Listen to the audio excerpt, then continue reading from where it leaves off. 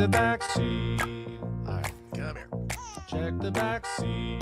Gets in your head, right? Good. Because every year, dozens of children are forgotten in the backseat of a car by a parent or caregiver. All never thought it could happen to them. But with changes in routines, distractions, or a sleeping child, it can happen to anyone. Parked cars get hot, fast, and can be deadly. So get it in your head. Check the back seat. A message from NHTSA and the Ad Council.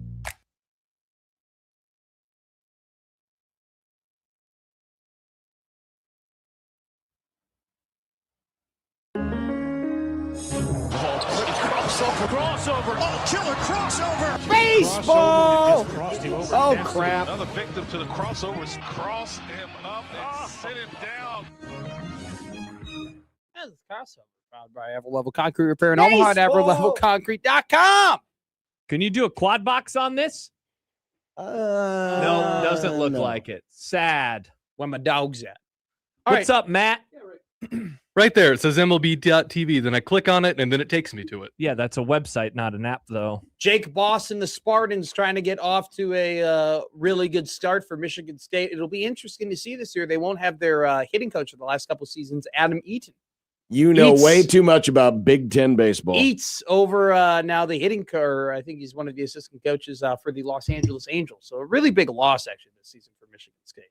The only reason how do you know that? My best friend played Michigan State baseball. He knows so much crap. Oh, I see. He got they had a guy. They had a Brock Vradenberg. He got drafted by Miami. They had Trent Farquhar. He played like in Mexico. They had Mitch Jebb. He's like the Pirates' second best prospect in their system. Farquhar sounds like a. Well, what do you think their nickname for him was? Lord Farquhar. Yeah. You know. Nick, I think you are SOL on watching on an app. Yeah, I just had But it I up went on the ahead. computer. So my best friend, he played for them. He got drafted by the Rays. And they were on that Michigan State team that lost to Caleb Clark in Get to that Nebraska. Caleb Clark thing. Nice. Yeah. He was on that team that lost to Nebraska in the Big Ten tournament a couple of 2 seasons ago. We went out in Chicago. Is that the game where Michigan State choked? Yeah. Well, no, it was the one where the Caleb Clark went 9 innings and shut him out. Yeah, but wasn't there a Michigan State Nebraska game? That was last year. That was last year. That was last year. That team, none of those guys were on the team last year. I did text those guys last year when it happened. Which riding in a second round pick of an MLB baseball prospects car is incredible. Yeah. There was a double boxer, Josh. I wrote in this, he was drafted in the second round by the Pirates, and we were we were in his car, and he goes, "Yeah, this is my ride." And I was like, "This is the nicest thing I've ever." It was like a souped up Chevy Camaro. Nice. With custom tires and rims. So in other words, they get paid well there to be bad. To be bad. Yeah, basically. I have a bargain. Dormammu, I've come to bargain. A bargain. Nice. John, by the way, you're not in the StreamYard yet. Sorry. Jeez. All good. I'm very curious to see what are we negotiating. Yeah, I can't wait to find out what is on the table and what Matt is hoping to get. I just keep thinking the meme, I receive, you receive, and it's that guy. I would like to watch the Cubs this year. Yep. Okay. Don't bring up this stuff to John. And He's you triggered. would like to watch the Cubs this year. Yeah, if ESPN's not going to double charge me. See, you just triggered him. So I have an offer.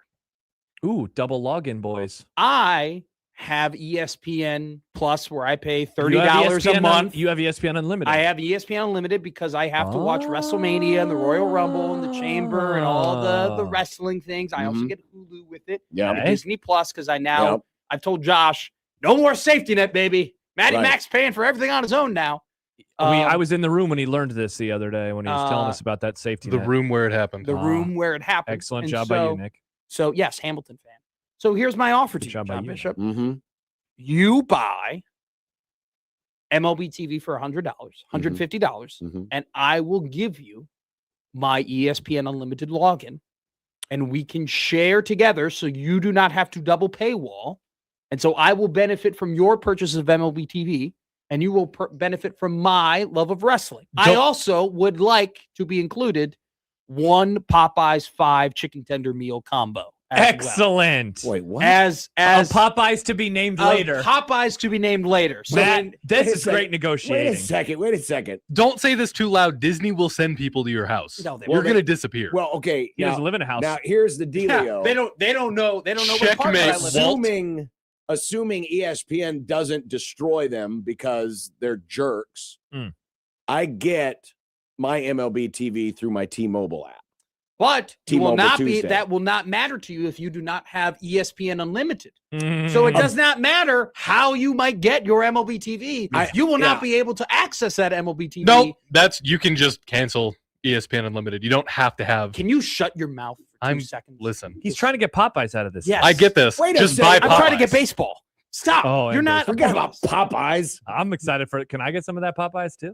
We'll do 2 Popeyes to be named later. I don't want anything to do with Popeyes. I want my Here's what I'm offering.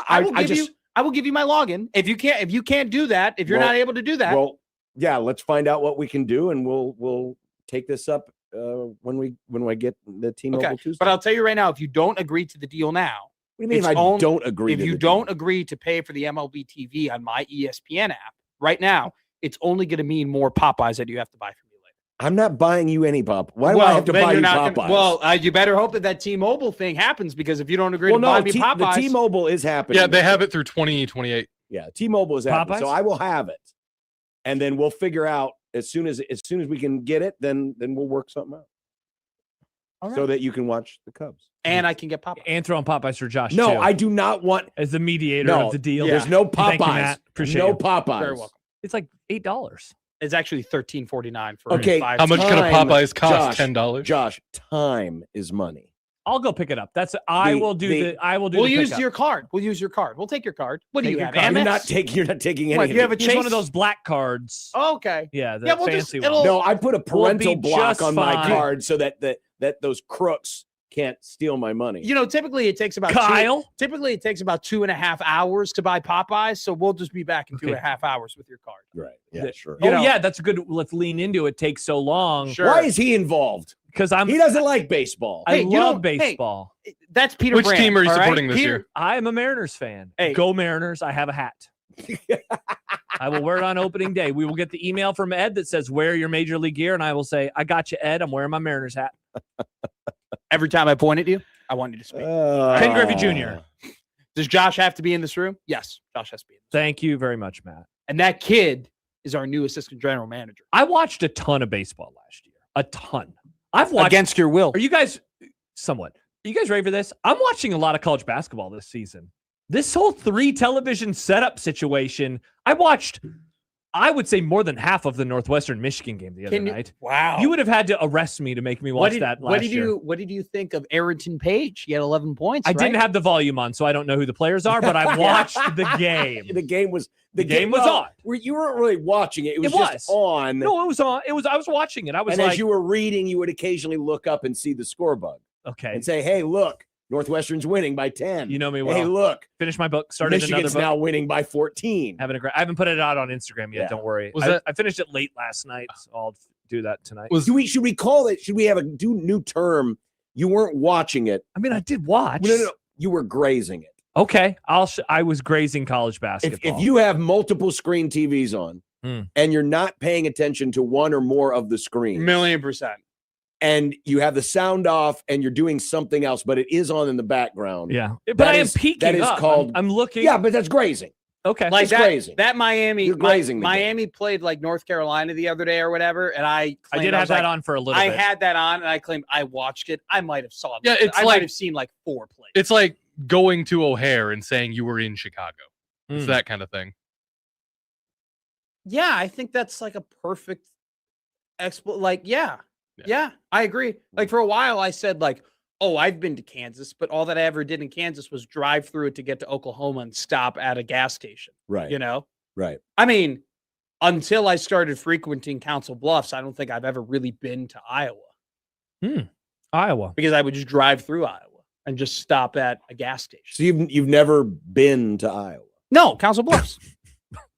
Council Bluffs, Iowa. Oh. I frequent there a lot. So Oh, I okay. call it my second Okay. home. All You've right. never been to the rest of Iowa, though. Yeah, why would I though? There's some good I mean, what's out there? There's I mean, some good breweries out there. Talk about a flyover state. I mean, I couldn't imagine anyone living there, growing up there, being proud to be from there. It's just embarrassing. Wow. Says more about how tiny your Listen, brain you better is. watch it because pretty soon your beloved Bears are going to be in Stop Altoona. it. The Iowa Bears. Bear down, Altoona Bears. Nice. We're going to ride the tornado to victory.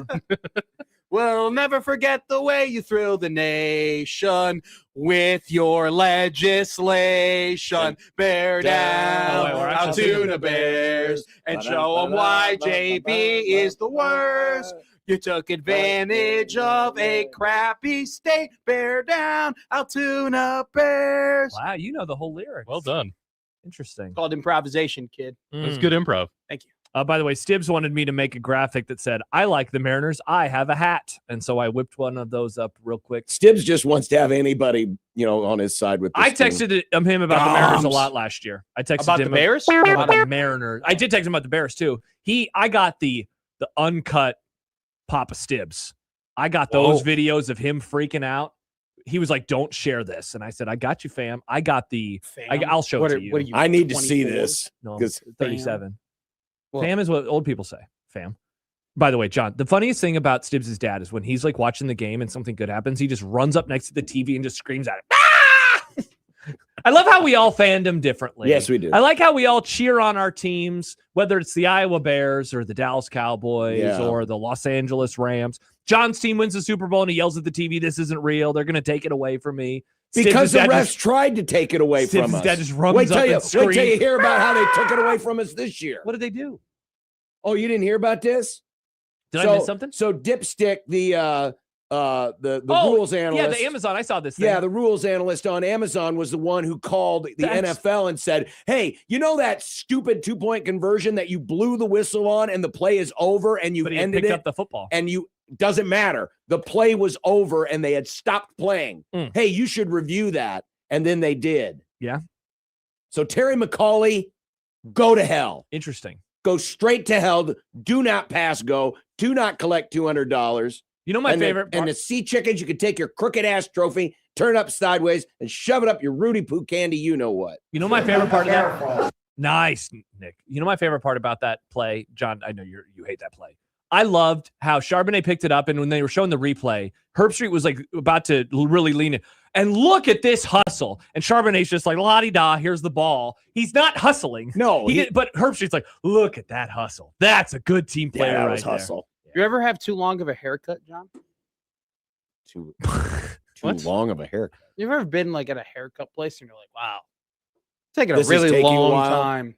Well, the last one took a little bit because there was this annoying phone call that my stylist had to take. Oh, was it Matt Rule? No, it Rule wasn't calling. Matt Rule Rule. calling. I don't think it was Matt Rule. Rule It calling. sounded like That's not your hair to cut. right. And so I'm sitting there in the chair. She had already Wait, started. She took a call during your haircut? Not a personal call. She was answering the business phone. Oh, God, that's the worst. That And always happens. It's worse And taking it a sounded personal like it call was or a work somebody call. trying to find. Yeah. Where are you located? Yeah, it sounded like it was somebody trying to get a hold of the manager for some reason or something or other. And You know, it was crazy. Ooze Perelman, like the guy who does like Oz or whatever. You know, he Who? does. Isn't it Ooze or Oz? I don't know. I have The no guy, idea what you're talking about. the telepathy guy. You know. Oh, Dr. Oz. Dr. Oz. Well, no, that's the Magic Beans medical dude. I'm talking about the Oz Perlman who's like, you're going to throw it, you're going to fake it to Jamar, and you're going to throw it to T. And like the guy that guy who does- can guess the your psychic credit guy. card Yeah, code, yeah, the yeah, psychic. Yeah, guy. okay. No, I know. I Oz, know come on. You know what I'm talking about. I have no idea what's happening. Yes, you had. Yes, He's you been do. in a lot of different locker rooms. He's done a lot of stuff. I don't watch those videos. Okay. They're pretty cool, actually. He's incredible. I feel like I can look at you and I can tell you where you get your haircut. Where does I he get his can- I haircut? can- Well, he talked about it off the air. Yeah. with you earlier. No, but I can look. I look right. Nick doesn't go to a barber. Nick goes to a salon. Am I correct? No. Okay. Wow. Your salon. You are already over one. this is not good. What is the person who cuts your hair? Her name's Rachel. No. Okay. Over Is it two. a woman? Yes. Okay, see? 1 for 3. All right. Hall of Fame batter. If you're 1 for 3 over and over. I mean, you had a 50 Is she in her shot on that 30s? one. I don't know how old my hairstylist is. Stib says that I would recognize this guy. He's a weirdo. Okay, what's his name? Oz Perlman. I just look at John, and John just looks like the man who gets his haircut at Supercuts. Great clips. Oh, the mentalist. You're a Great Clips guy? Well, Wow. it was the He's a one that runner? had the shortest wait time, 0 minutes. How about sports clips? You ever get the MVP treatment? I've done sports clips. I don't need the massage? whole 9. Do you get a hot I towel don't with need that? the hot towel. Yes. I The don't- hot towel just- kicks ass. Just cut my damn hair. I love hot I get towel. the triple play. because I like to touch all the bases. here's my thing about getting a haircut. I think I that's a always take a shower before I go get the haircut. Me too. I take a shower. So after I get a that the haircut. hair is clean. Take a shower after. I don't like the feeling of the little hairs on my neck. Like I What? got my haircut the other day, Well, and they- I did they not get take rid a of shower. those. No, not. I don't. So I don't. They don't- She they- shampoos my hair before she cuts it. You look like the type of person who gets their haircut at home. No, I go to a place. Wow. See, because You I are don't bad get. at I don't this. get a. Yeah, you're terrible. I don't get a I buzz thought anymore. Riss. She I just thought Riss would cut your hair. no. I go somewhere. It's one of my. You ever best use the Sut cut? what? The what? I'm It's the- sorry. That That sounds like something they used to blow up World War I bunkers. pretty much. It's that device where you did it yourself. It was like it looked like a vacuum, but it like cut your hair and at the same Oh, time. it cleans it at the same time. Yeah. I don't trust a device near my head. You had a. There was wait, like you- a bit wait, on you one of used the a Wayne's hair World movies. You used about a hair vacuum. I didn't know. I just Hair saying. robot. I just John used a Roomba to cut his hair. It's just all day he's walking around and somebody's just floating on top It's of his the head. Harumba. no, Roomba. never did. Oh, Roomba. Roomba. Mhm. Roomba way. Girl, I wanna Roomba way. take you. Roomba The thing I way, like about this, Roomba way. the great clips is that they've memorized, What you like? so when they print the little receipt, say, Yeah. and you like the And you X like- guard and- and this yeah. and that, and I said that sounds good because most of the time I walk in and I always forget. Yeah. It's like Well, I just wha- want how- it short, please. How do you forget? You get a 3 on the sides and a trim on the top. Why don't I need to remember anymore because they keep it on the little doohickey? Yeah, when I used to go to sports clips, I was like John. I was like, I have no idea. You have great hair. He does. It's hair. It's incredible hair. It works, which is why I don't feel like I need to go anywhere fancy for it because it's like I feel like He's been doing the job. I've been like everything's gravy from here on out. My Well- brother, who's 2 years younger than me, has been bald since high school. Bald as a cue ball. You've been married for a while too. Well, that doesn't make any difference. Well, do you really need to try anymore? No. It's not about You trying. should never stop trying. It's never. It's Oh, not about. aren't you young? It's not about trying. It's just like I feel like every day with hair is gravy Yeah. because Put that. On I a should have poster. lost Every it. day I with should hair have is probably gravy. That's a lost it a saying long for time sure. ago. And it seems like every dinner has gravy too. Love gravy with your slop. I love gravy, man. Slop and gravy. I love me some gravy, man. Give me some gravy. Can't tell where the slop ends and the gravy begins. Hey, that's the best kind of meal, man. Somewhere between Altoona and Chicago, there lies a really bad base of football team. Mm. You know what? The Bears could Maybe just they'd play- go to Newton, John. Yeah, then you they could could have a NASCAR Well, football no, weekend. They just put the football field on the Oh, infield. There we It'd go. be perfect. I would. Is I Iowa would, Speedway big enough? I would never root. Oh, for for a football field in the middle, it's a half mile track. I or would a stop. 3/4 mile track. haven't been Oh, there yeah. in a minute. I would stop Oh, rooting yeah, for the plenty of room. Bears immediately If what? if they went to Iowa. Oh, what team would you go for? Why would you stop rooting for them? Because they left the state, because they left the city, because none of the fans who support them would go to the games. My team left Los Angeles, went to St. Louis, back to Los Angeles. I never lost. but I it didn't has care. no. So because you didn't care, I'm not supposed to care. I can Because have the my own Rams are my opinions. team. I pick a team. I stick with them. They're my team. No, it would be they would leave because of greed and bad state. they and all leave bad because of greed. They're legislature. building a new stadium in everything- Chicago because of greed. Not because of greed, because Soldier Field sucks. It's Soldier about- it's Field about is greed. terrible. It's not It's about greed. yes, it is because You they are want to make totally more money. wrong. You're totally incorrect. So It you're is telling a- me that when it is a teams build new crappy- stadiums, they're I'm just telling doing you it for why the the good of Bears their are own- building a new stadium. The Bears are building a new stadium because Soldier Field is crappy. It's a dump. It's and been they old. want more money. No, because they want to have And a more better money. They and want more money, more money. along with having just a better fan experience. I They were will- the lowest in attendance this year because of how bad their stadium is. Well, also it's a It's smaller small. stadium. Yeah, too. exactly. It's awful. I will guarantee you It's that not to do whatever the price They is to just park trigger at each other. Soldier It's a Field, loop. whatever the price Trigger they loop. pay to park at Soldier Field is going to be doubled at the new place. First You off, watch. you can't park at Soldier Field. You wouldn't know because you're not a Bears fan, but you can't park at Soldier Yeah, Thank but God. you can Uber in that weird And you- drop-off and area you think that's cheaper than going to be able to park at Arlington Field? No. where you could just You guys, walk. you're ridiculous. Gary, They're Gary. gonna What did I move. do? They're gonna move all the way to Iowa. They're gonna move 3 hours Okay, well, away, they're and not gonna I'm move to still supposed to Iowa. root for them. Why don't you They're just not- park at the observatory and walk over? Stiff Okay, says- so if they leave for Gary, that's I'd out be- of the state. I'd be well. That's it's- out of the state. but it's closer. It's It's still an out But of the it's state. Gary. but it's still an hour. You want to go to Gary? So It's still So it's there. all You about would still- distance. It's yeah, all it is. about 1,000,000% Gary? about distance. 1,000,000% about distance. So what's the So mileage? what? Yeah, what's the cutoff? 50 miles. If I now have to go 2.5 hours to a Bears game, you're no longer my team. First of all, if they move to Iowa, they're only 3 hours away from you. Yeah, that's right way now. closer. They're Okay. closer to you if they move to Iowa. But that has nothing. Me being in Omaha has nothing to do with it. I'm not of Omaha. I'm Stib of says, I Chicago. get it with the hometown team. Cousin of mine from San Diego was so damn mad the Chargers left, he stopped rooting for them. Yeah, I would. Yeah, it's stop different for, like, I get it. I get why you're saying it, and I get why John's saying it. Yeah, but John's you're different. from Skokie. I mean, John it's didn't. not- John it's- wasn't a it's- Rams it's not even fan Chicago. because he was a fan of Los Angeles. He is a fan of the Rams. You are not a Bears fan because you like the Bears. You are a Bears No, fan because I you're can't from stand the Bears. Skokie. You can't stand the Bears as you wear a Bears hat. Exactly. That's how it works. That's how it So works. would you just stop Do you know paying what? attention to football, or would you pick a new team? Of course, he'd still watch football. He Yeah, loves he's a it. pervert. I would root for, out of spite, I would root for the Vikings. I was gonna say, would you be a Packers? Until Wow. I would root for the Vikings until a new team would eventually be established. in Congratulations to Chicago. Mike Schaefer, his new I would Vikings be. I would friend, be the Matt most McMaster. silent. I would be incredibly silent. And Helen off to the Keller. side. I'd buy a hat. I'd get like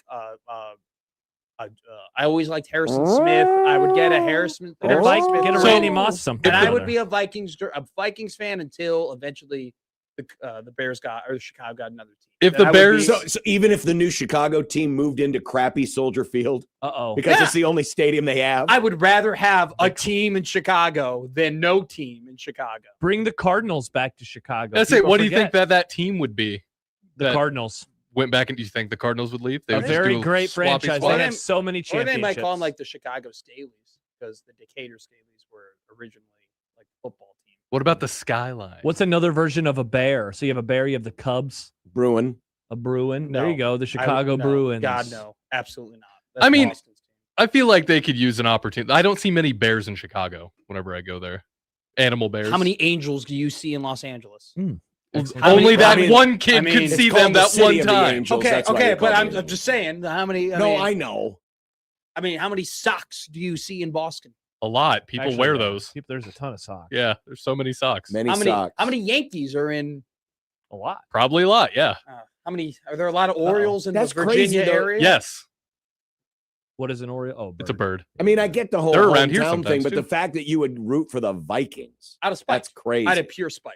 Yeah, Out of pure Stibbs is spite. being critical of you. Why wouldn't you pick Pure a spite. good team? Because I would A have team no, that could win. Then I would want to root against George McCaskey. It sounds like you just want to root against the Bears right now. No, I don't. Have you thought about just rooting against them? That's a good idea. No, I have so much joy from this season. I'm just very mad that this It's hoping there'd be situation like a has quad box. opened me up to be made fun of. Well, I'm not making fun of you. I'm making fun of your you're not. team. Come your on. team. Making That's fun of your making fun team. of me. Hmm. You make fun of my team. That's a hit on me. It's not If my I were- fault they're dumb and they want to move to Gary. If I tell Or you, Altoona. if I tell you that the Gary? Rams suck and they deserve to lose that game against Seattle and they made the right call for against the Seahawks, would you not get mad about it? Well, Well, no, there I answers don't. the question. I don't understand. You're Rams should have beat them fan. that other time if they were so good. Well, we are good, but we I just was way weren't good. wrong on the Rams. we I weren't good apologize to all the Seattle fans out there. I was wrong about your team. I thought they would lose to the Rams. Unfamiliar with their game. Yep, they beat Well, them. someone Do though. you was familiar apologize for with all their your game. other bad predictions? What other ones have I had? Well, a lot.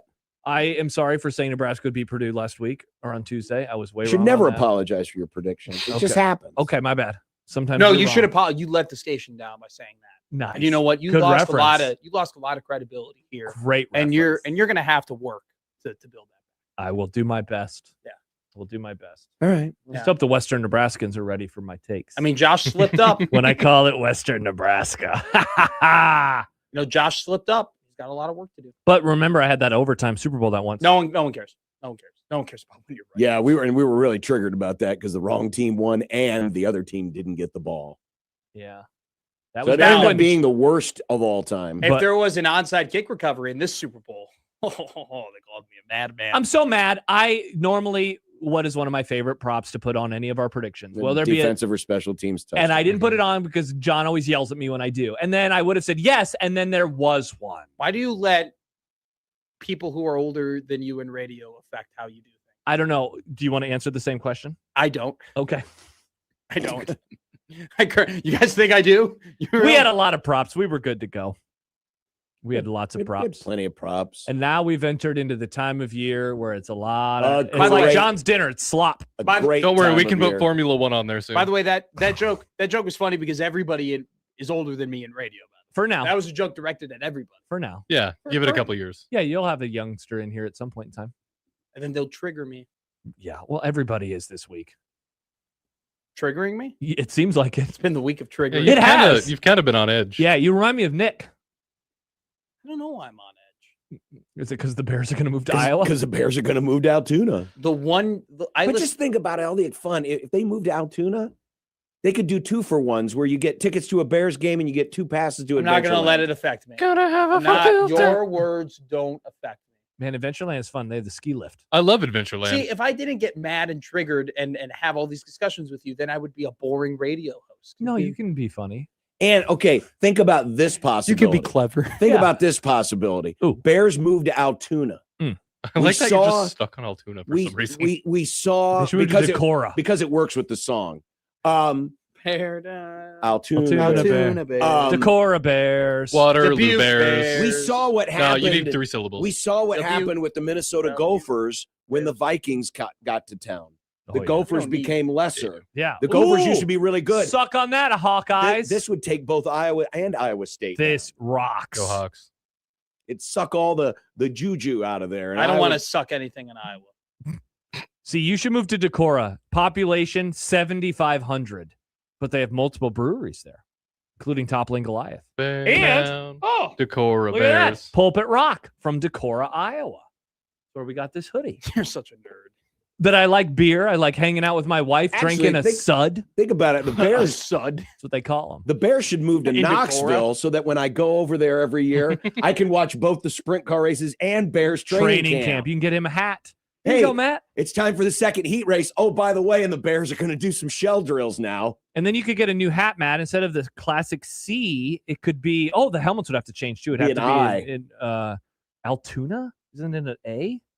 Oh, I was thinking Iowa. They might name it Iowa, but yeah, Altoona, Yeah, A. yeah. Unless they're going to Big Ten it up and say, no, we're going to keep the C on the helmet, even though we're not in Chicago. Oh, that would be anymore. so Big Ten. Uh-huh. And you know who is in charge of the Bears? Kevin Warren. Kevin Warren. You remember Kevin?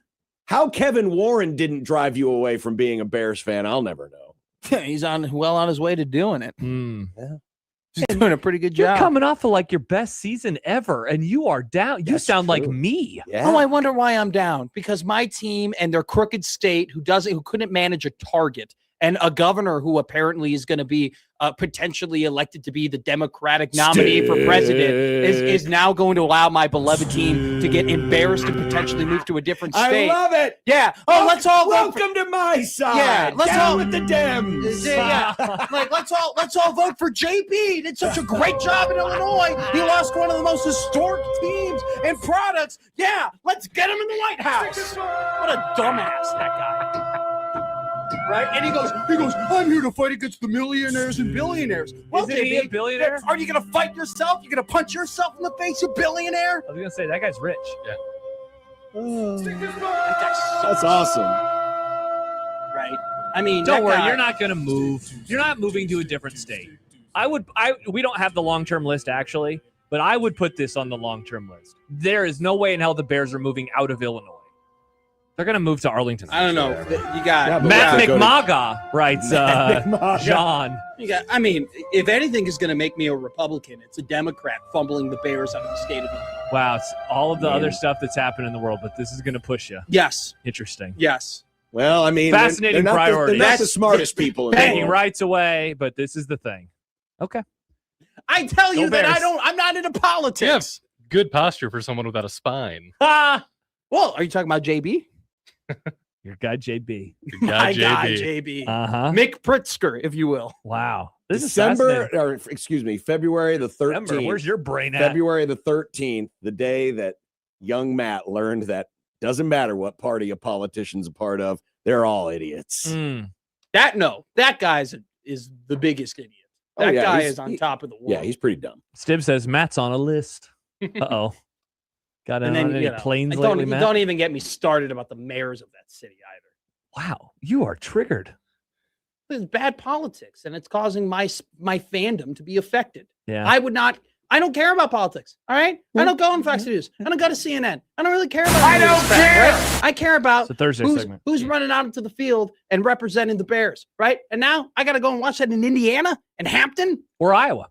By the way, Iowa. KD writes Decorah is legitimately a great little town for a weekend away. It is. It's like 4.5 hours away. We had a blast. You're like LeBron James and Trainwreck, where you're like, Cleveland's great for the family. Dude, Decorah, we had so much fun, especially when we found Pulpit Rock.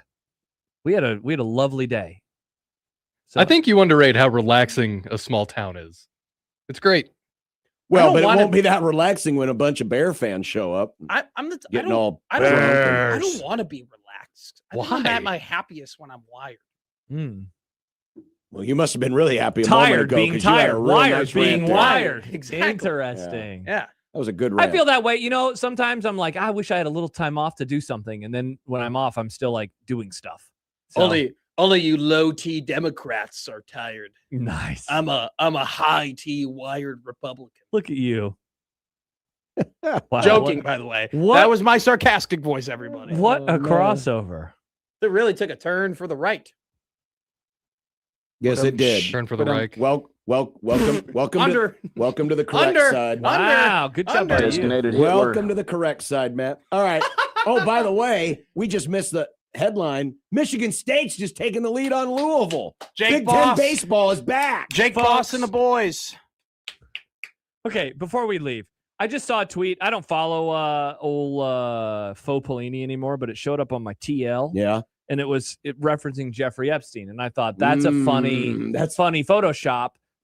But then I was like, I'll search it just to see. Have you seen this? Have you heard about this? What? Jeffrey Epstein called University of Nebraska, Creighton, not good places, emails show. This is on omaha.com. That is the best endorsement for those two institutions ever. Wow. Jeff Epstein hates us. Come to Nebraska. They should put Jeff that in Epstein the new hates ad. us. Come to Creighton. The power of red. Why did he become Jeff Epstein? Why did we nickname? Did we just know Jeffrey long enough now? It's just a shortened version. The New York my brother's name is Jeffrey, but we never called him Jeffrey. It was always my Jeff. name isn't Josh. It's Joshua.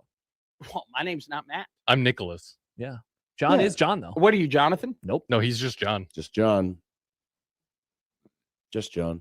All right. What a great That crossover. is a great selling point for those I know, schools. seriously. I've never been prouder to be an alumnus. Meanwhile, Omaha's sitting over here going, what about us? Yeah. Oh, yeah. Please. But I love the brag on us. Please Chris brag on Crutchfield us. has that team going in the right direction. Jeffrey Epstein was a big supporter of Omaha canceling hockey and football. Great moves. Hey, Trev Alberts had some good ideas. Just kidding. That wasn't in the story. Bill and Melinda, I'm typing to let you know of a big fan of this guy named Trev Alberts. What a phenomenal job he's doing at Omaha Athletics. He should definitely be the next athletic director of Texas A&M. Oh, no. Wow. All right. Well, and have I mentioned my fandom of Bill Moose? What a guy. I love this book. That guy should write a book. He's such a great storyteller. Dear Bill, I have a perfect title for your book. How about we call it the Crab Creek Chronicles? From the wheat fields to the football fields and beyond. Sincerely, Jeff. P.S. Why is this person with a mask walking into my cell right now? P.S. I don't think that camera's working anymore. P.S. I think you should have hired Dana Altman. That's the crossover. There you go. Should we? Happy New Year. Happy New Year. Only for the Well, last we got to couple have minutes. this one in a time capsule because when they announce the Bears move to Altoona, this is going to play great. Good call. If the Bears moved to Altoona, it would be a banner day on the radio station. Oh, yes, it would. We go to training camp. We would go to training camp. Of course, Oh, we've we had need to get a new Mitch. We've had Chiefs training camp just as close. We've never gone there. Never gone down. You guys, The draft was here and we didn't even go there. But it's the superior football, the NFC. If you guys went to Bears training camp, I'd be so mad. I wouldn't go. I would refuse. No way. No, you'd go. I would not go. I'd be a Vikings You would fan. go. Well, you could go and wear your new Vikings gear that Shafe loaned you. I'd buy it. Have a good weekend. Thank you. Yep. Bye. Powered by Everlevel Concrete, Pair in Omaha, everlevelconcrete.com. Can you tell it's a one beer Friday? Nope, we have not started drinking yet. Yet. On 1620 The Zone.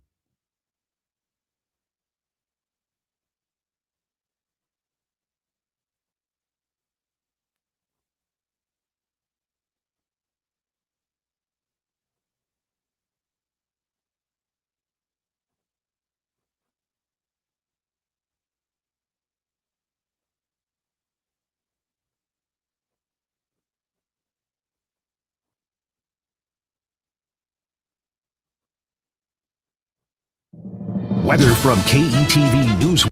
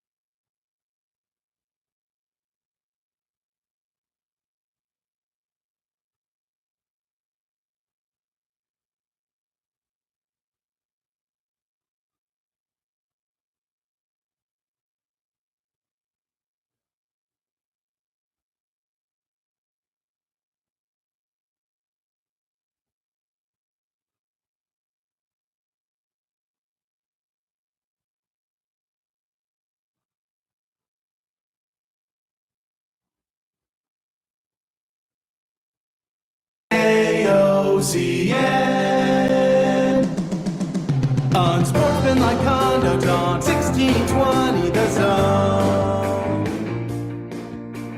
Husker Athletics, Creighton, and yes, UNO.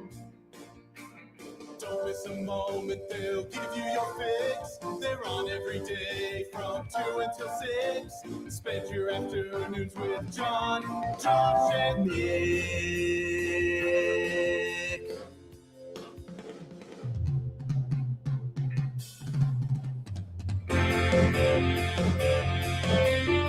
John, Josh, and Nick. They'll show you what sports talk really is. Of course it would be the opening day of college baseball, and we have zero college baseball happening in our midst. Well, what do you mean? Like, It was locally? here, Yeah, where they playing- could actually play today. They're playing a night game. Oh, literally here. Unsportsmanlike conduct on 1620 The Zone. Husker Athletics, Creighton, and yes, UNO. I mean, they should have just invited Kansas up here and kept Creighton and Nebraska and Omaha at home. We'll just do a 4-way tournament. Because we got good weather, we might as well take advantage of it. Oh, it is awesome outside. It's not windy. It's nice and sunny. It was one of those rare days. My my running app that I use, when I finish, it tells me the temp and the feels like. Today was a rare day. The temp was whatever. The feels like was almost 10 degrees higher. Well, I was like, that explains why it was so warm. Yeah. So today actually felt like what, 125, Well, 130? I had a hard workout today, John, so I felt even extra toasty. I took off my hat at one point in time, covering my earsies and my gloves. I took all that stuff off. Was it that cold to even need them in the first place? I mean, the first couple miles, a little chilly. Okay. Yeah, it was nice. I had shorts on today. Very nice. Yep. Nick, your camera's a little little fixy fix. There Shocking. we go. Shocking. There we go. Yep. Yep. We're big time struggling. It's college baseball. I think you can disseminate. Mm-hmm. This is the program What brought to you up? by Union Bank and Trust on this One Beer Friday. hello. Great to be back. Great to be here. The final show of the week. Of the week. We are so close to the time change, which John loves. He loves the time change. Don't let him pretend like he doesn't. He loves the next morning driving to work on Monday and how tired he is. It messes with me, man. I hate the time change. Just leave it alone. Just leave it one way and leave it alone. Just leave it alone. I'm getting so pumped. Leave it alone. I am getting so excited. LSD will text in. Did Nick miss the button on his jersey? The IO in Iowa seems misaligned. No, I think he buttoned it he's correctly. fine. Yeah, it's probably the angle of the camera. It's the angle of the Remember, angle. Nick frames his camera differently now. Yeah, he shows the door. Because he's worried about, he wants the door to get more attention. It's pretty soon we'll have to change the lyrics of the song with Josh, or not John, Josh, and door. Got to be your door. Uh-huh. The Grum Down. Grum down. Big weekend. Because of the hoops? Big shoes. Because there's no football, you freak. The weekend. The Daytona 500. Oh, my God. I'm going to NBA Minneapolis. All-Star Weekend. Is that Daytona 500 doohickey on our predictions today? Of course it is. We're in that blessed time of year where we truly separate the men from the boys, the true predictors. That's what you say when you lose, when you don't win predictions. I say it every time this time of year when this is the longest leg of predictions. The predictions where we don't predict the good sports. Where we get slop. We This get is slop. We get so Stop, many. stop. We get such a great variety of sports. We're like Jim McKay in 1977. Wow, great in wide reference. world of Josh, sports. In What, 3 weeks, we can include Formula One. No. It'll be back. Oh, my gosh. 3 weeks from now, Nick, we're talking about time change. That's what we care about in 3 weeks. Well, And we're not Formula predicting. One. We're not That predicting. late sunset. J-Man, 3/7/26. Bring the 7 p.m. sunset finally. we're- Oh, my gosh. We're not predicting the time. It's going to be a cloudy day. Just watch. I'm going to be so triggered. I want to drive home with the sun. I want to tickle some chains. Nick wants to tickle chains. Let me tickle chains. Welcome back, college baseball. In fact, we're watching LSU just had the new Thicky McGee hit a home run. Oh, The new thickie. he'd be thick. And they're up 1-0. And Louisville. John, have you seen this? Louisville's down to Michigan State. What is happening in baseball today? See that Wake Forest got beat? I didn't. Wow. Houston. Oh, there's already games done. Damn. Yeah, there was a game that started at like 8:30 this morning. Yeah, for some 8:30. reason. That was in Puerto Rico. That's that tournament. Yeah. That's the one Wake Forest What lost. time is it in Puerto Rico? How far? They're not that far ahead of us, are they? No. Are they Atlantic time? I mean, I think they're just Eastern, right?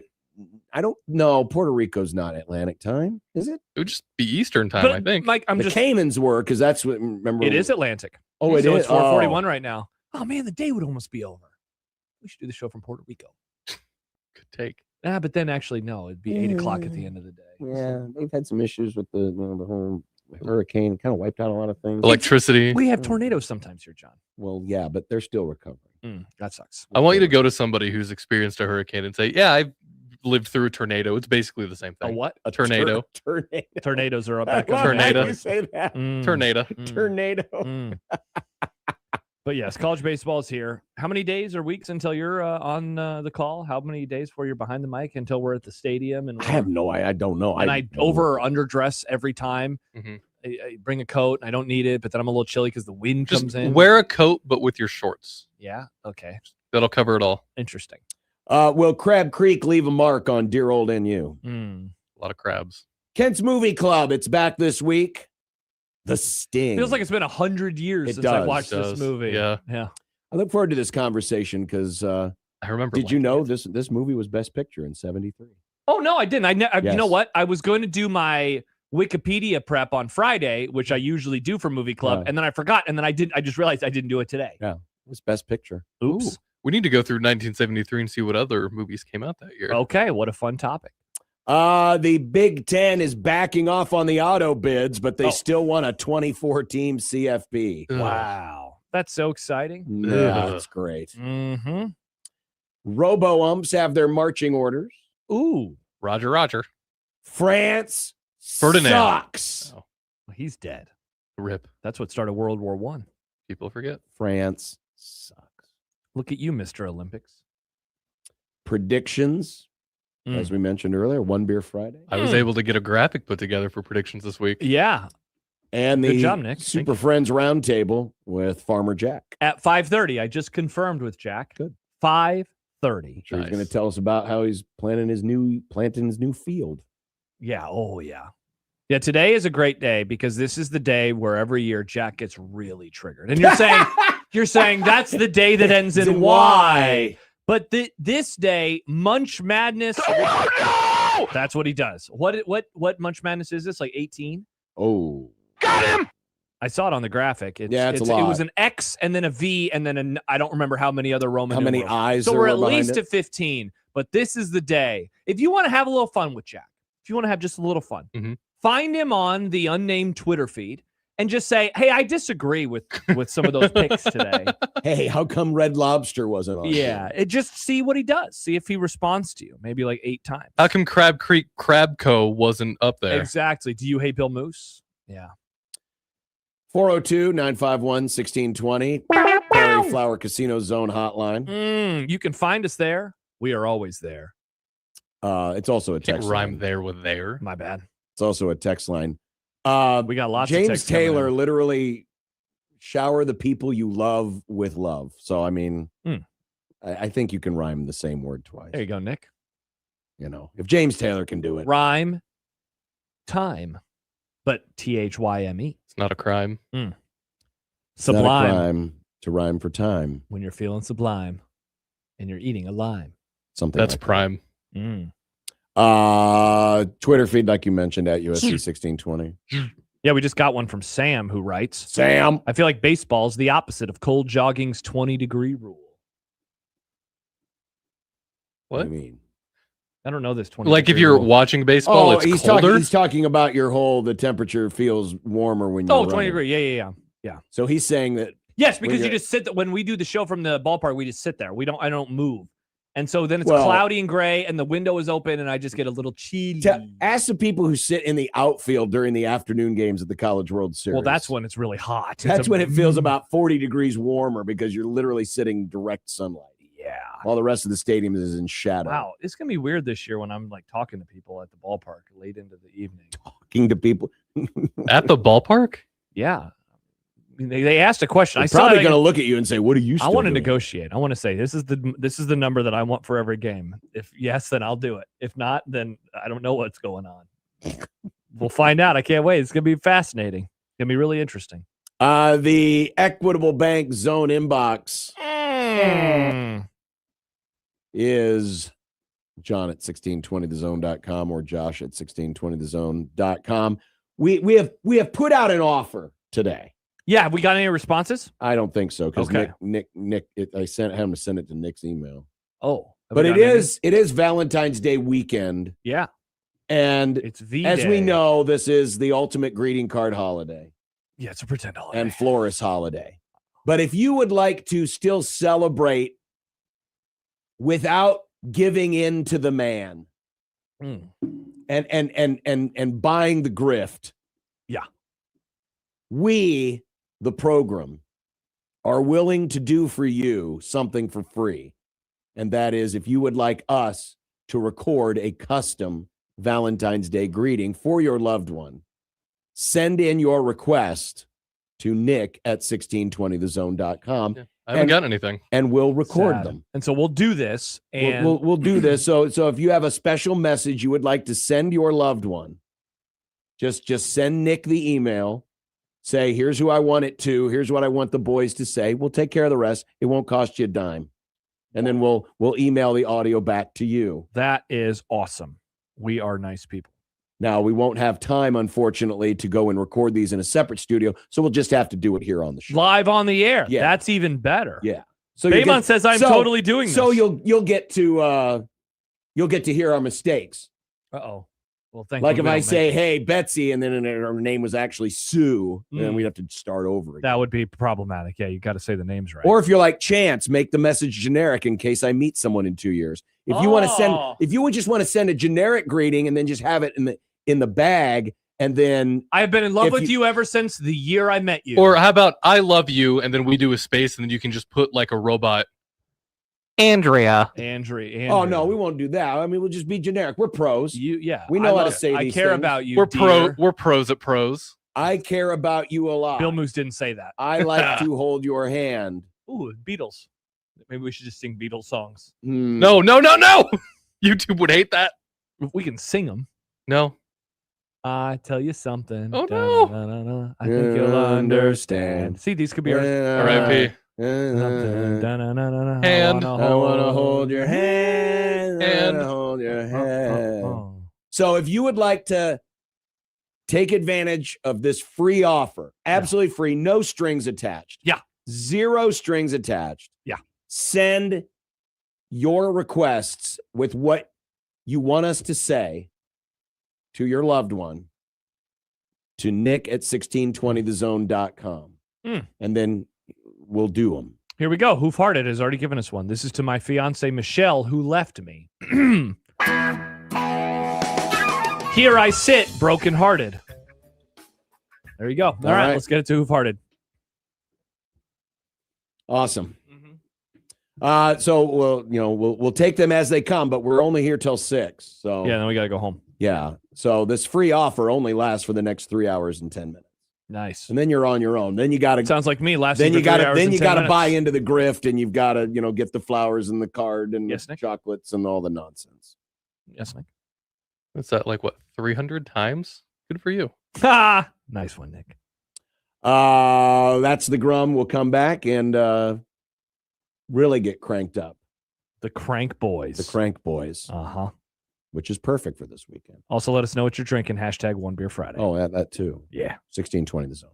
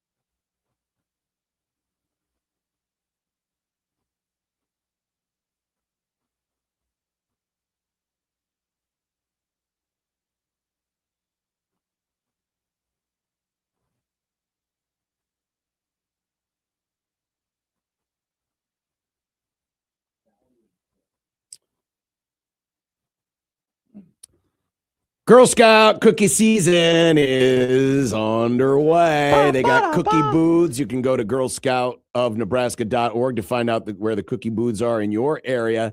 They got new cookies this year, including the Explore Mores, which are inspired by Rocky Road ice cream, chocolate, and marshmallow. Cookie proceeds all stay in Nebraska and support the Girl Scouts here in Nebraska. And you can enter online at 1620thezone.com for your chance to win a year's supply of Girl Scout cookies. Awesome.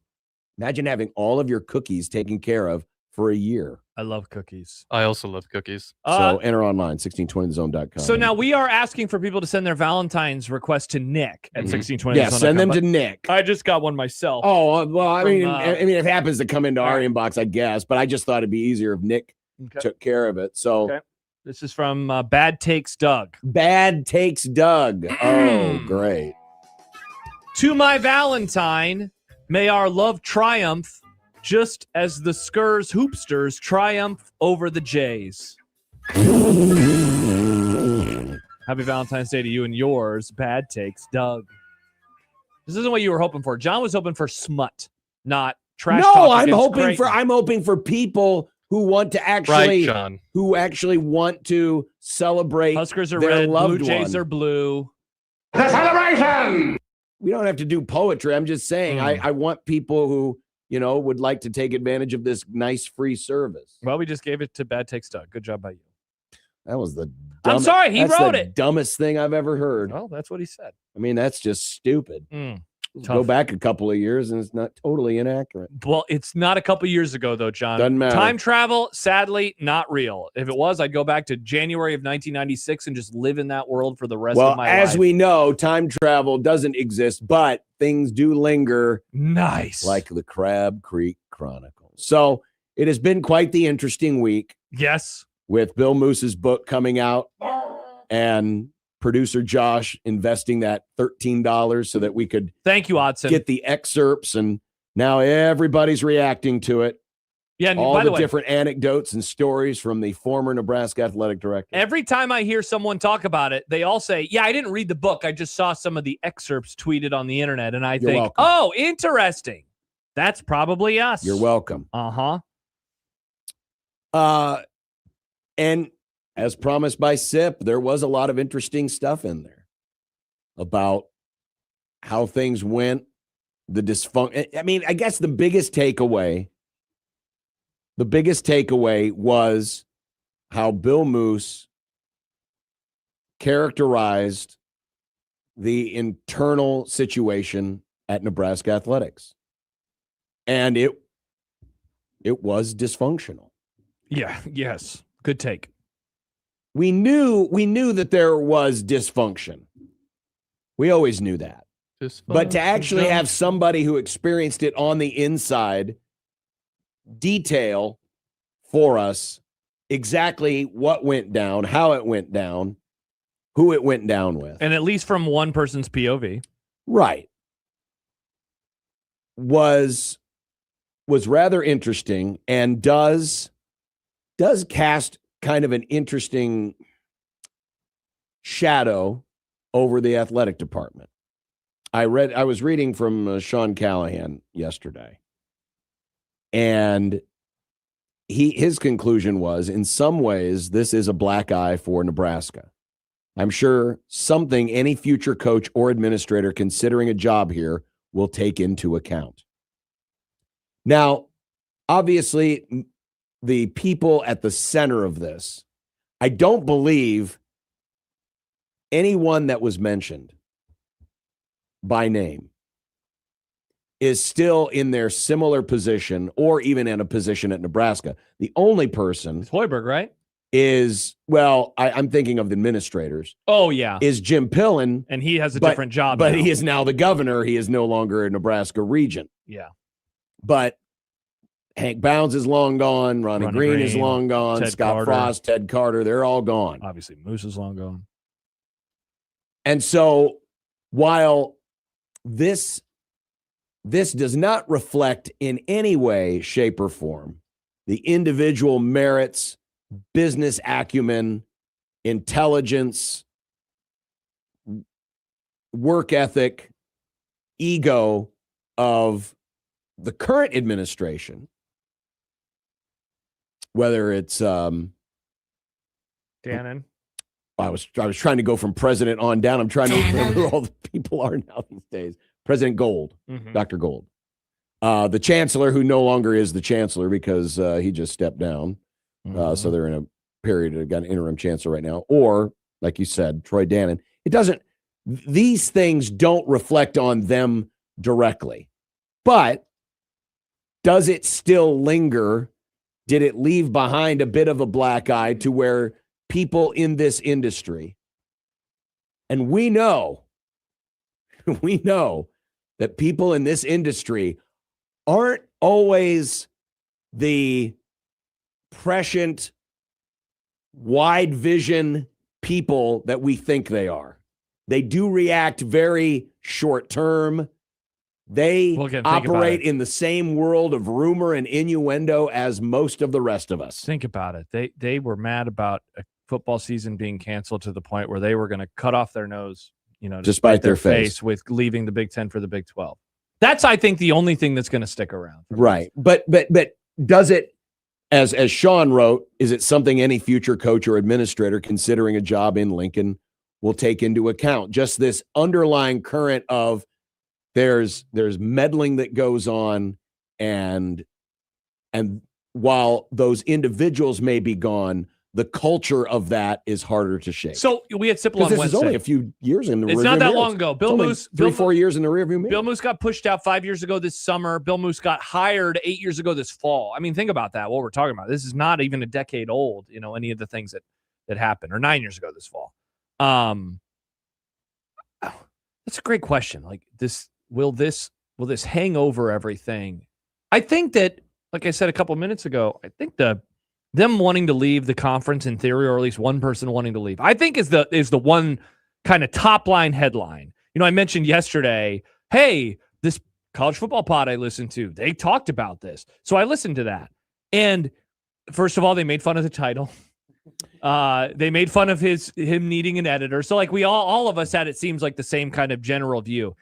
I was a little shocked that their reaction to Nebraska wanting to leave, or at least Bill Moose wanting to leave, was not ridiculous laughter. They thought, it would have been a bad idea, but more like Stephen Godfrey, that his viewpoint on it was the frustration of conference realignment is not just felt from fans, but perhaps from administrators as well. Now, again, I think that misses that some of this was just COVID frustration and not broad general Nebraska Big Ten frustration, which there has been. As angry as people are about, the Big Ten almost 20 years in, it's less about that. It's more that it caught him in a horrible time of winning and losing, and what has happened there. So I think that's the stuff though that sticks around. The drama. We had Sipple on Wednesday, and I said, this happens everywhere though, doesn't it? And he goes, like, I don't know if we can say that. That's what Sipple said. And I guess technically I don't. I only cover this team like I cover this team. I have to imagine that there are these types of things that are going on at other places. Oh, I have no doubt in my mind. It's just that around here. Dysfunction. We've talked about this before with Texas and other places where, you have regions or administrators who are getting in the way of things. Absolutely, this happens everywhere. Now, the nature of it, the difference being that at some places where this happens, they can play through it and it doesn't seem to affect what's happening on the field. Because Nebraska has not had success in football recently, it amplifies the dysfunction and makes the dysfunction part of the problem. And then some places overcome the dysfunction and exceed anyway because, they've got a really good coach, they've got really good players, they've got, a better culture or whatever the case may be. I would admit to that. The dysfunction here is a little odder. Like, okay, so first of all, the former athletic director just wrote a book. Like, that's weird. You don't see this in other places, right? No, you don't. As Godfrey reminded the audience on the pod, there was an audio tape that came out a dozen years ago involving the head coach of a football team, and then another audio tape. Like, for all the weirdness that I think happens at like LSU, for example, look at how strange that situation seems to be. Their governor was involved in the coaching search for Lane Kiffin. Hasn't been an audio tape, though. Hasn't been a second audio tape. Hasn't been those types of things. So, like, I will meet anyone halfway and say, it is very strange around here. And so I don't know if any individual thing from this will totally, like, stick around forever. But in the aggregate, does all of this stuff just kind of paint this picture of, man, that's just an odd place? Maybe. Like, maybe it does. I can't speak to a coach who is looking for a job and looking around, and if all things are equal, do they view Lincoln and say, man, isn't that the place that has a lot of those weird stories coming out about it? Like, maybe that's not the place that is for me. I don't think it's going to have a massive negative effect.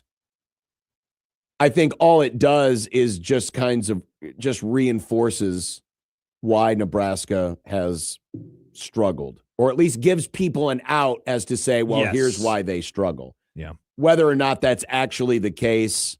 Mm-hmm. Again, there are I'm sure the people that were around back then, when you had some of the stuff going on with Osborne, Bill Byrne, I mean, there was probably stuff going on then that made you wonder, wow, how did these guys overcome all of that? Yeah. Well, they did, because the rest of the organization was pretty strong. And, you know, you can have good leadership and still have, you know, people sniping at each other behind their backs and, you know, trying to exert their power where their power maybe isn't welcome. Those things happen. The bigger the organization, the more likely it is those things are going to happen. So that part of it isn't terribly unusual. But again, because Nebraska has not succeeded, and because they have always been in this spot in the last generation of chasing its past, and now you have younger folks, younger than you, saying, well, why do we keep hearing about how Nebraska used to be good? As long as I've known them, they always sucked. Yeah. So why do they keep saying that, you know, they should be good again? Should they be good again? But you'll have people like that go, well, that's probably why. Mm-hmm. Because of all of this. And again, it does not have to reflect individually on the current leadership and the current structure that's there, including Matt Rule. As much as people around here today want to bag on Matt Rule because the off season of bad vibes is taken hold. Rolling on. But that is separate from the stuff that Bill Moose was writing about. Nebraska was in a very unique spot in that time, in that, and we talked about this when it happened. Whoever the new athletic director was going to be was they pretty much had their head coach chosen for them. I know Moose makes it sound like he had a decision. Come on. He didn't. Yeah, none of us believe that. Nobody, when they were going through that process of finding another athletic director, the idea that the next head coach was Scott Frost had already been floated out there, and it was pretty much a foregone conclusion. You're going to do whatever it takes to make sure that dude's coming home. By that point in time, Nebraska, if I remember right, I'm pulling it up, I think that they were a 500 football team. I think they had 3 wins and 3 losses exactly. No, they were 3-4 because he got hired the day after the Ohio State loss. They had one more win coming, and then they would lose out. So they were already under 500. We could all read the writing on the wall. We all knew what was about to happen. We were done. We knew the day that Eichhorst was fired. Yeah. Well, this is the death march for Mike Riley and company. And then the better they was over. And then we knew, as you know, UCF kept winning, and it was just so obvious. Yes. See, I'm with you till in totality there. That's why I do find the Philadelphia stuff like a little convenient. My wife even saw it. Like, do I think that there could be a kernel in there? Of course. Do I think that he went back and was like, I don't know if he's like, I don't think it was to that degree, because he had agency, and I think that he could have, I guess maybe he didn't, though, given what we just said. Well, I mean, it's obvious based on at least the anecdotes that Moose talks about, that the people that hired him wanted him to just do their bidding. They viewed him as a patsy. They viewed him as a patsy. I mean, they really did. I think that I mean, heck, I'm not going to argue with myself. If they can say you're not allowed to talk to Dana Altman, then they could have, of course, said you have to hire Scott Frost. Exactly. Which we all knew was happening. Mark emails in. He says, I think it's still dysfunctional down there. Any success is in spite of it. Not to mention the idiot governor seems to think he can do whatever he wants despite what others vote for or think. He's far from being done as an influence on the university. The difference right now, today, compared to 2017, 2018, 2019, 2020, 2021, I haven't really heard any of those types of things. Like, we got a text a couple moments ago from Nate in New Jersey. It's surprising that the media didn't know most of these things that Moose had written about. Do you guys agree? So there was a lot of stuff in there that we had heard, like the Philadelphia stuff. Again, I think that's a little convenient over time. The rehab stuff, I mean, there was a lot of chatter that something was happening. Right. We came to work that day anticipating that we might have to have a special edition because, there might be a new athletic director search starting. I didn't tweet it. There was like another part of the book where he talks about that there was frustration that he lived where he lived downtown. That was another thing that I had heard at the time. So that's a long way of me saying there are not those types of stories about Nebraska athletic dysfunction right now. If it is dysfunctional, it is I would say maybe in a more traditional way, because like this stuff is pretty wild, some of the crap that was going on. Yeah. I mean, the guy's trying to leave for a lesser conference, again, out of spite because he's mad about the Big Ten over a football decision during a pandemic. Like that type of stuff isn't happening. I think there is better alignment where Troy Dannon has a little bit more leeway to do some things. But one of the other things that's been kind of proffered in the wake of this book is, well, maybe this explains why Trev Alberts left when he did. And some of the things we've heard about how Trev Alberts' stadium renovation plan was not received very well. And, still waiting on that announcement, by the way. And he kind of saw, the writing on the wall and said, well, I'm not getting enough support here, so I'm going to find something else. I do believe that there is some truth to that. So can that climate still kind of exist here? Sure. But I also think that, and one of the reasons why you haven't heard anything about a new stadium project is I think that football teams from really Dannon to Dr. Gold to Regents to whomever, they want to be in perfect alignment before they come forward with anything new. It seemed like Alberts kind of said, all right, this is what we're going to do. I'm going to do this. And then got reaction after the fact. And that reaction wasn't as positive. In this case, I think that's the reason why we're getting such a delay is they want to make sure everyone's on the same page. Exactly. They want to make sure everybody's on the same page so that when they do come forward with a plan, we won't pull up anchor and sail into different seas down the road. That's my read on it.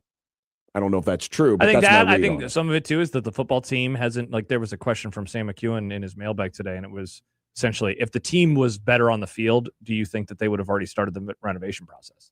And I think that's a great question, because I know that some of this is that the team just hasn't been able to do what they want to do on the field. And so the optics of it are really terrible if you were to make a move. Not to mention the optics of doing a building versus paying for the roster right now.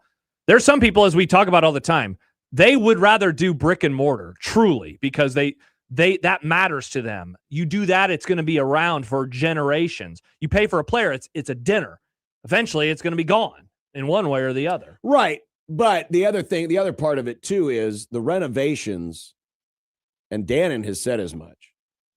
We're not doing the renovations without revenue generation in mind, meaning what we're doing here is going to be designed to make us a lot of money. Yeah, so that we can pay for all of the added things that have been added to our plate. Well, honestly, it goes back to some of the discussions we had about the Bears and the crossover. Sure. You don't just do this. They're not doing this for the goodness of, we want our fans to be more comfortable. We know that it sucks when you try to go to the bathroom at South Stadium. This is all for you. And that's why the tickets are even going to be cheaper now. Like, no. That. This is the revenue generator. This is about making sure that when that people end up paying more down the line or are willing to pay more because, now I'm getting a better experience in the stadium.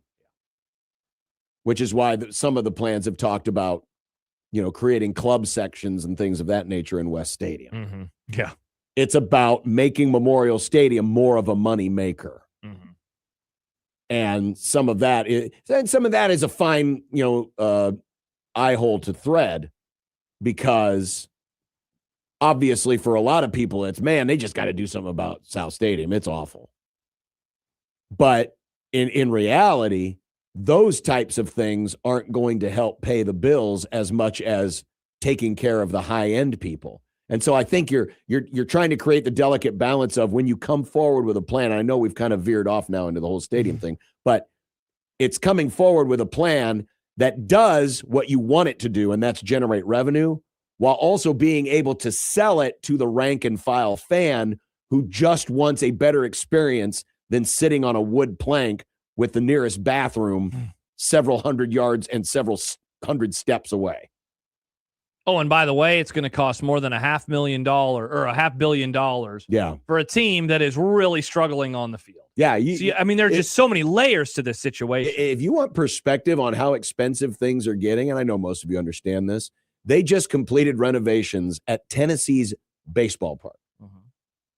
$100 million for a baseball park that seats, I think, 8,000. Pretty sure West Stadium when they did that and North Stadium when they did that were both under that number. Right. And now that's just a baseball stadium. Well, Sam had the numbers. He had the numbers in his mailbag today. And we've talked about it before because the question was basically like, why don't they just build a new stadium? The price tag of that. Why don't they just do that? He pointed out Northwestern, 35,000 seat stadium, $862 million. Tennessee Titans new stadium, 60,000 seats, more than $2 billion. And so it's like, if you build a new one, if you're wanting it to be anywhere near the same number of seats as it is today, you're talking about a $2 billion plus price tag. $1 billion. Or, if you're like, no, we can't do that, let's just only do $1 billion. All right, you're probably looking at 40,000 seats. And obviously that would not land very well around here. No. And so that's why you do a renovation, and you're still looking at, again, more than $500 million. At least. By the way, we have some more Valentine's coming in. Oh, we do. All right. Do we have time to record one here? Yeah. All right. Oh, well, you said record. I thought you go. Okay. No. All right. You ready? Happy Valentine's Day from the Grum. Roses are red. The Rockies wear purple. What do you mean? He was set and outside the circle. Nice. That's from our good friend Michael Bruntz. Shout out to you, Bruntz. Thank you, Bruntz. Bruntz, I hope Mrs. Bruntz enjoys that personalized greeting and enjoy sexy time tonight. Shout out. Or tomorrow. Valentine's Day's tomorrow. Yeah. Well, but maybe you can't have sex before Valentine's Day, John. Yeah. Or, they're married, so they're allowed. Yeah. Yeah. Not you, Nick. You're right. That's why I don't. Yeah. I'm still a virgin. That's a drop. Yes, it is. If we ever kept those things anymore, that's a drop. No, I keep them. I just they're archived. I got a whole library. We just never use them. What's the purpose? I use them for returns when I have time to make returns. It's like saying I keep leaves when they fall. But why? Yeah, exactly. For my own edification. They're pretty. Yeah. All right, we will continue. Got a big basketball weekend coming up. Dang, that Michigan State. They're still winning. Louisville tied the game, and then Michigan State hit another home run. Baseball. They're up 4-3 on number 8 Louisville. The Big Ten is back, folks. And LSU's leading Milwaukee 2-0 in the fourth. Incredible. We're watching college baseball, games that count. Kansas State leads Iowa. Speaking of things that count, Underdog counts, and you can make your money count with Underdog. Yeah, we're transitioning into a post-football world, but that does not mean that there still aren't great things that you can take advantage of.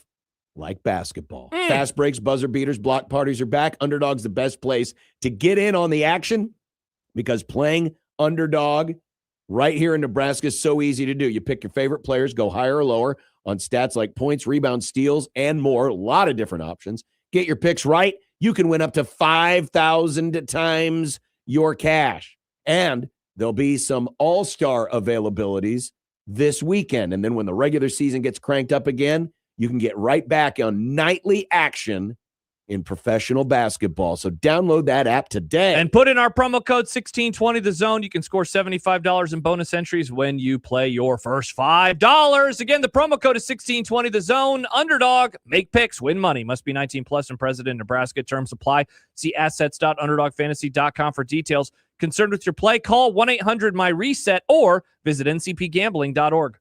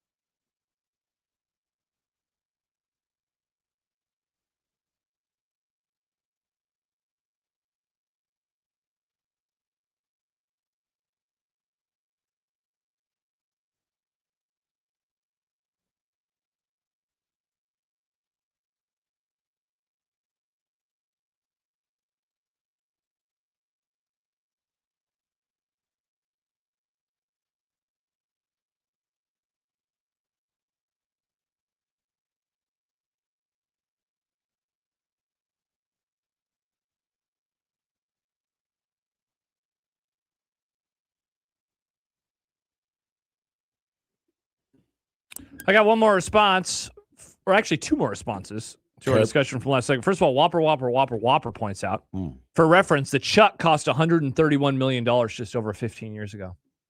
They built a damn stadium for $131 million. A stadium, a 25,000 This seat inflation stadium. thing is getting out of control.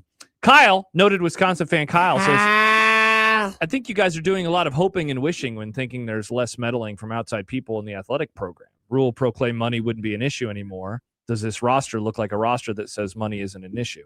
I don't think that we were hoping or wishing. And I don't think we said it's less meddling. I think it was, we just don't think there's as much drama that is happening. Right. Yeah. I mean, there's going to be meddling. Yeah. Yeah. Now, some of it can be good meddling.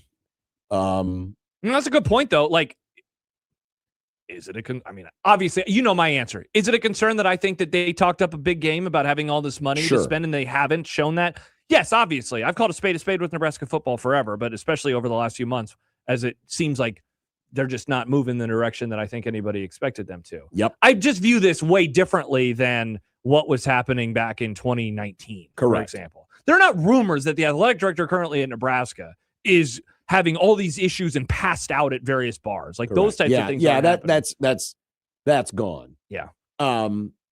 Yeah, just the unusual meddling. Mm-hmm. The weird stuff. I think some of that has dissipated. And again, my overall point was the stuff that happened then does not reflect directly on the people of today. But yes, is there still, other people pulling strings in the background and maybe folks not all pulling in the same direction? That's usually the case. Mm-hmm. But you also find that in some of the most successful franchises, schools, organizations. Happens. Correct. This weekend, of course, you've got Nebraska basketball. Finally gets to play on a Saturday night at home. Not a Saturday night. They're playing at noon. Or just a Saturday. Yeah. Just a Saturday. Night if you live in England. Sure. Hello, governor. Mm-hmm. Oi, fish and chips in the skirs. The last time Nebraska played at home on a Saturday. Oh, gosh. You got to go. USC Upstate. Wow. On the 29th. That was the Saturday of Thanksgiving weekend. Oh, man. So everyone was full from food and they were filled to the And brim remember, with they were takes kind of about poopy Nebraska, in that Iowa. game. They were terrible in that game. That is their lowest game score game by Bart Torvik. He does a game score based on the game flow and everything about it. That is Nebraska's worst game score of the year. That was the last game, if I remember right, before the Creighton, Wisconsin, Illinois. Yeah. It was. Yeah. It was. So maybe, if they have another bad game, like Northwestern actually wins, and maybe they need to take them off Saturday. But I don't anticipate they're going to have too many issues. I mean, they whooped Northwestern by 20. Yeah, they dominated them in last the second time around. half. I will say this, Last month. speaking of that game score metric, Northwestern is coming off of two of their best game scores of the year, albeit in losses.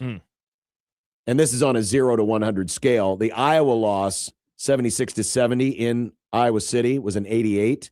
And the loss they had to Michigan, where they led by double digits in the second half, was a 96. By the way, the line is officially out, and it is Nebraska minus 13.5, which is pretty much right in line with what Bart has it, isn't it? Don't they have by 14? 14. Yeah, so pretty much the same number. Yeah, this is a game. I thought the discussion that they had on the morning show today about this game was interesting because I think that, there's absolutely a subset of people out there who are waiting for the other shoe to drop. And so, there's this concern about this game. And yet, everything that we have seen from them so far this year is they win all the games against teams like this. The only losses, it was so funny. They showed the graphic during the Purdue game the other day. And normally it says good wins, bad losses. For Nebraska, it was good wins and notable losses because they don't have any bad losses. Yeah. They've lost to Michigan, Illinois, and Purdue.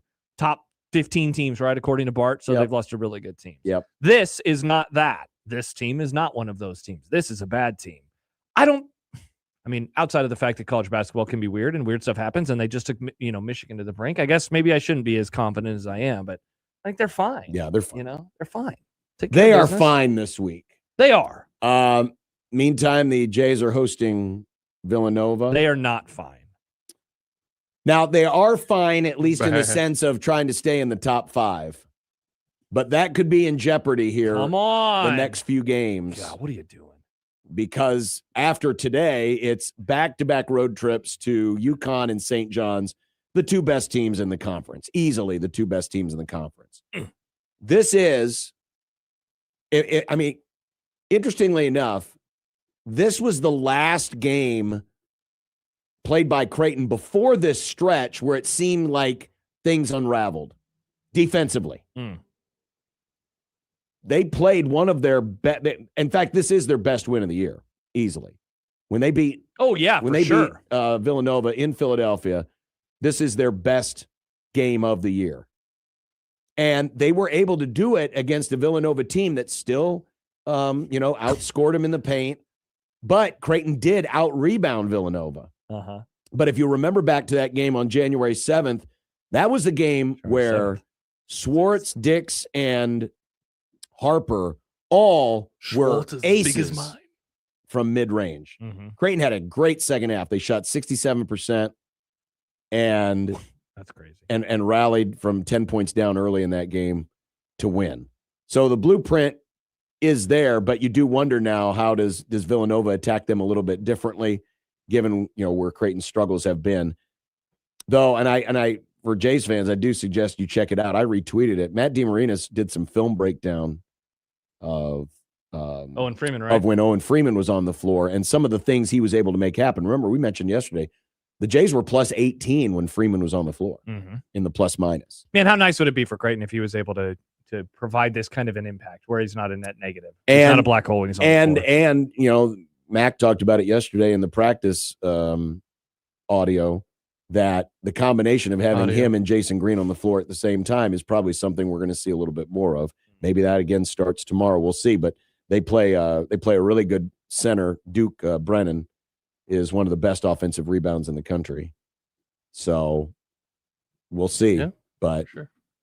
I hope if you're going to the game tomorrow, bring a little extra energy, especially for Josh Dix, whose mom's funeral was today. And it's one thing when you find out in the moment and you've kind of been preparing yourself for it, right? Yeah. When you find out a loved one who's been sick for a while passes away. But overcoming a day like today, I think, can be harder because there is an element of finality. It's the actual service. Yeah. It's the final resting place, the actual burial. It's like, not that it wasn't real, but it's like real. Yes. Yeah. And I think, and everyone grieves differently. So this may not be universal.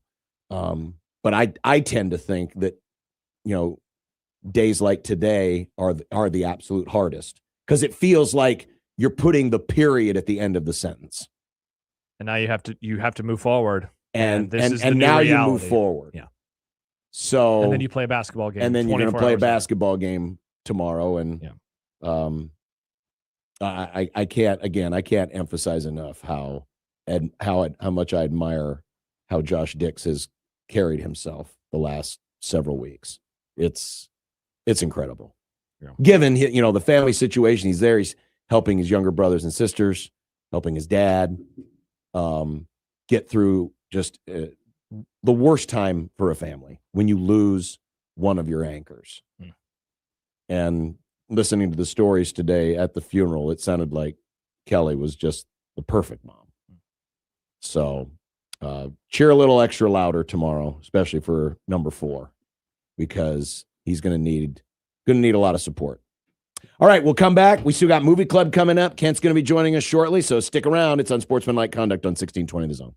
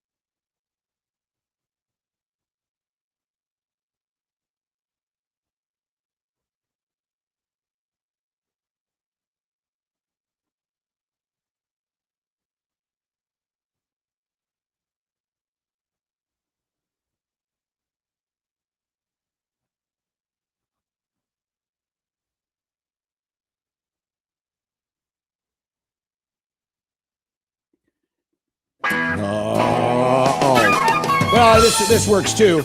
Got our first starting lineup for Jace Ball. When has that become a thing? Well, right now, I love it. They're starting at about 20 minutes. Okay. Get used to this name. Third baseman, Rocco Gump. What a name. Run, Rocco, run. I think that this name. college baseball has some of the best names in sports. Yeah, I wonder why you think that, you homer. It's because it's true. That'll be on ESPN Plus. We'll be able to switch it over to that here in about 20 minutes. All right, say the Happy Valentine's thing. Oh, yeah. Okay, yeah. Happy Valentine's Day from the Grum. The Huskers are red. Josh hates the Cornhusker marching band. I'd love to make choices for you, just like Jim Pillan. Nice. And then another one. I don't think people are getting the whole note. You're supposed to dedicate something to your loved one. No, These all sound like bad poems. Okay, no, John, I have one dedicated. Tyler's dedicated this to his wife. Okay. Happy Valentine's Day. This is your present. Be happy. Ha! Happy Valentine's Day to Tyler's wife. Here, we have one that we're supposed to do together. Open up the email that Nick forwarded us 37 minutes ago at 3:03 p.m. Okay. You got it. Yep. It says which ones. All right, here we go. Happy Valentine's Day from the Grum. Hey, Jody. Is Eric always there for you? Yes. Does he listen to half the things you say? No. Will he remember it the second time you tell him? No. Does he love you with all his heart? Well, of course he does. That is just a dumb question. Now let's have some sexy time. Happy Valentine's Day from the Grum. Awesome. If you would like to dedicate your Valentine's message, remember, free of charge. Yeah, we don't charge anything. Just send it to Nick at 1620thezone.com and we'll record them as we get them. Mm-hmm. And we'll even accept your stupid bad poetry. We love your bad poetry. Yeah, I don't know if we love your bad poetry, but we did offer a free service. I mean, that's true. Beggars can't be choosers. That's also true. Whether it's you being the beggar or we being the beggar. Yep, that's true. All these things are true. By the way, John has been mentioning that Louisville is trailing Michigan State in baseball. They are. It's the top of the ninth now, and Michigan State has a runner on with no outs. Also, Milwaukee, the city of Milwaukee. The freaking Brewers. Yeah, are beating, well, that would make more sense, are beating the LSU Tigers 4-2 in the bottom of the fourth. What's going on with these good teams, John? I know. Is baseball turning over a new leaf, except Iowa still sucks? Well, I mean, Iowa had a grand slam hit against them. Who are they playing today? Kansas State. 9-2, bottom of the fourth. Well, at least Jerome Tang won't need to wear a bag over his head for that. And the bases are loaded again. This is what happens when Bill Snyder is way past his prime. He leaves and they get good at baseball. Shout out to you, Kansas State. By the way, what's up? I know they have a little bit of a different color scheme, but the Milwaukee uniforms are a little misleading. It almost makes you think like it is the Brewers. Oh, yeah, it kind of does. It's the way the Milwaukee yeah, the is cursive. Written. Yeah. Mm-hmm. It's almost like they're like stolen valor. Stolen Brewer valor. That's tough. Wow, is this boring for you? Is talking about baseball boring? It's odd. I feel like really rested. I woke up today, felt so refreshed. I don't know what happened. Maybe the baseball is boring me and I yawned. Maybe I'm just ready to talk to Kent about movies. Well, Kent is waiting in the green room, and we do have a movie club. That's true. It doesn't go away. It does not go away. Nope. The Sting. From 1973. Whoa. You were but a baby. Won the best 10-2 picture. Kansas State. Yikes. Won the best picture in said year. Yep. We'll talk to Ken about that and welcome him into the movie club when we continue with Unsportsmanlike Conduct on 1620 The Zone.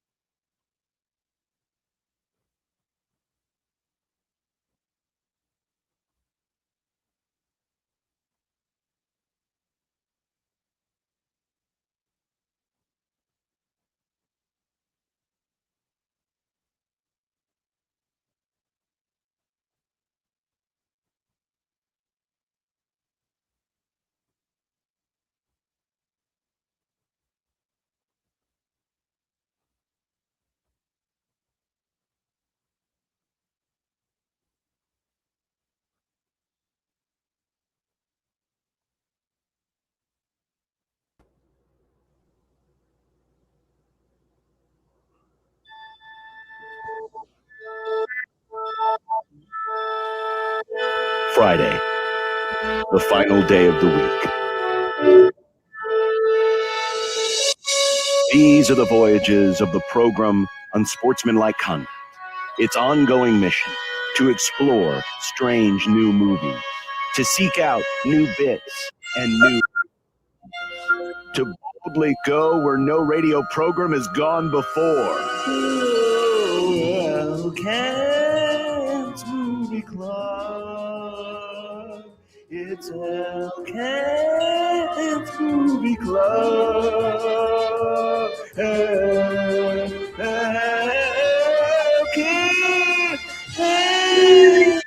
Movie Club. It's Elkins Movie Club. Back after a week hiatus. It's good to see Kent once again. My Fridays are incomplete without him. Hello, Kent. Good afternoon, gentlemen. That was a lovely drive to Alliance last Friday, I'll tell you. I bet it was.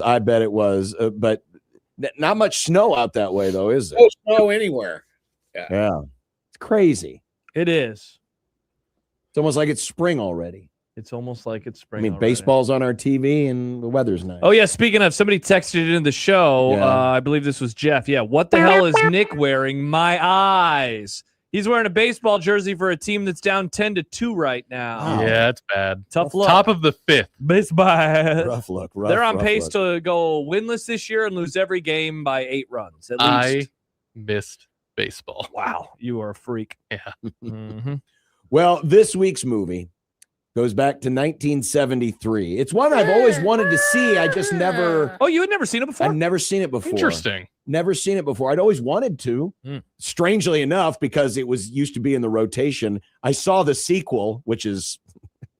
There's another one? Yeah. Is it called Stung? No, it's called Sting 2, and it wasn't really that good. It's not very good. But Sting 2. But the original, which was star-studded, featuring Robert Redford, Paul Newman, Robert Shaw, won the Academy Award for Best Picture in 1973. And I think we'll have an interesting conversation regarding that in just a little bit. But okay, The Sting. So it's set back in the 30s. Robert Redford is a grifter. He's a guy who, he's a con artist, kind of an amateur con artist. He's got a mentor, an older gentleman, a black older gentleman, who they work things together, and they end up conning a guy out of a large sum of money. This guy ended up being a bag runner for a very influential New York bookie, played by Robert Shaw. Robert Shaw finds out about, who did what, just as Robert Redford's mentor is saying, I'm getting out of the business. I'm going to get out. I'm going to get out now. I'm too old for this stuff.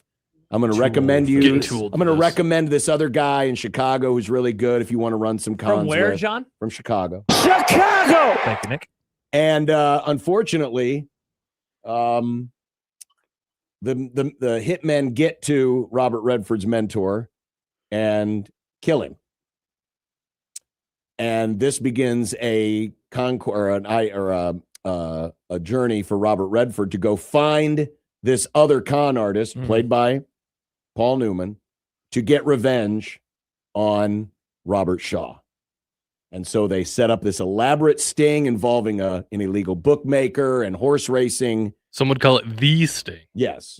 To that's the name of the movie. To get revenge. And some that's kind of hot tub time machine. And that's essentially the I'd say that's a pretty good I didn't really miss any good. major plot points there, did I, Kent? Other than as far as plot points go, it's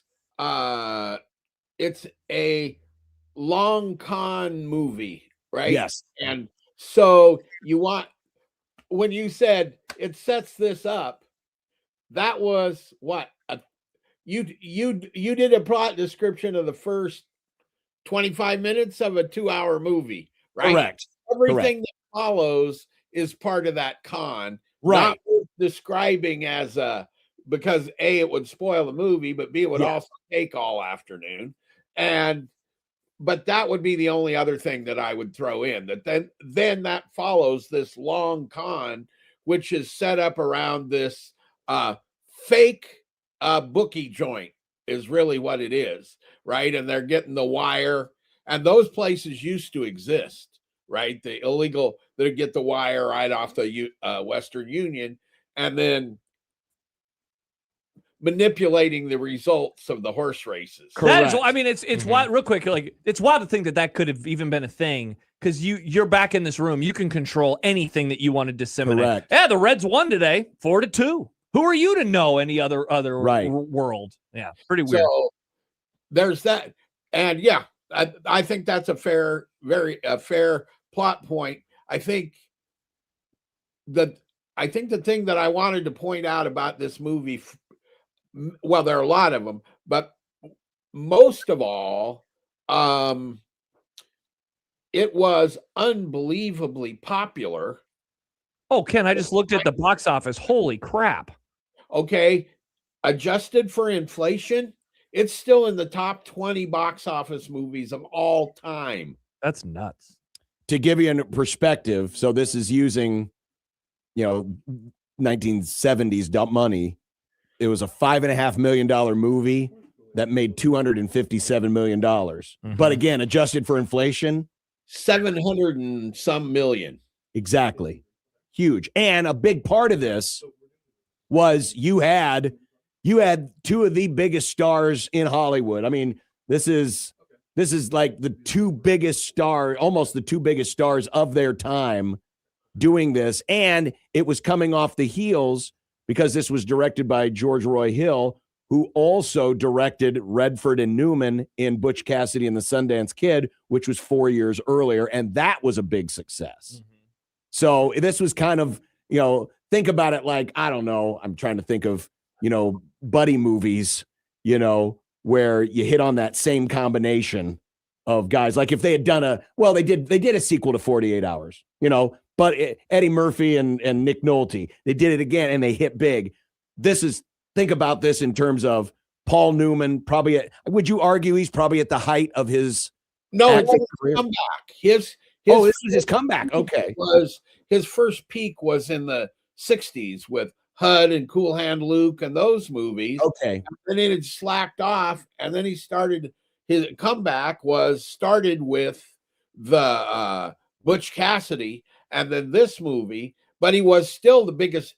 It wasn't his popular peak, but he was still the biggest movie star in the world in a way. Biggest name, biggest name. And to do this movie, he got paid $500,000, which in 1973 was a serious amount. Got percentage of the gross. Thank you very much. So this movie made him fabulously wealthy and top billing over Redford.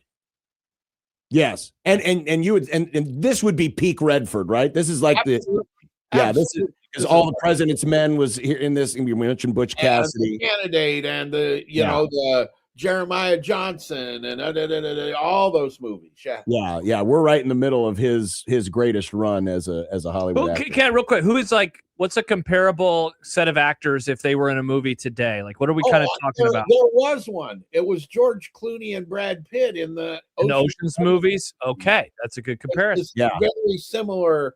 Okay, idea, a movie, right? And it really was one, and it's a movie star movie, right? This is what I've read, and I have sometimes called a movie, right? It is not intended to be remotely realistic, right? It wasn't aimed at it's interesting. George Roy Hill said he didn't want to make a movie about the 1930s. He made a movie that looked like what we wanted the 1930s, like the other 1930s movies, right? So he used 1930s movies. So it's simple. It's little things, but there's more to it. But this is the best example. When you watched it, did you see any extras on the streets when they're running, when Robert Redford? No, it's always empty. Correct. Go watch some 1930s movies. They didn't use extras. Interesting.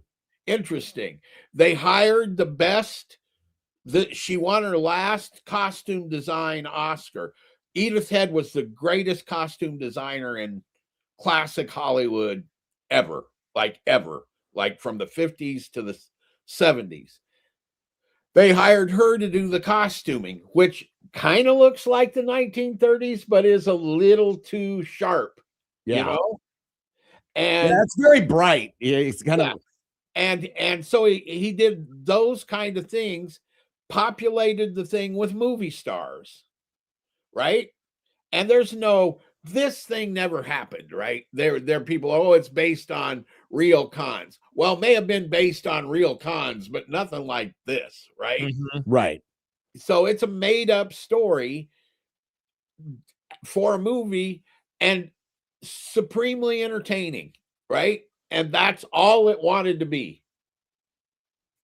Yeah, because as you mentioned, it's a long con. I mean, there's a lot of layers that go into trying to dupe Robert Shaw's character into falling for the sting.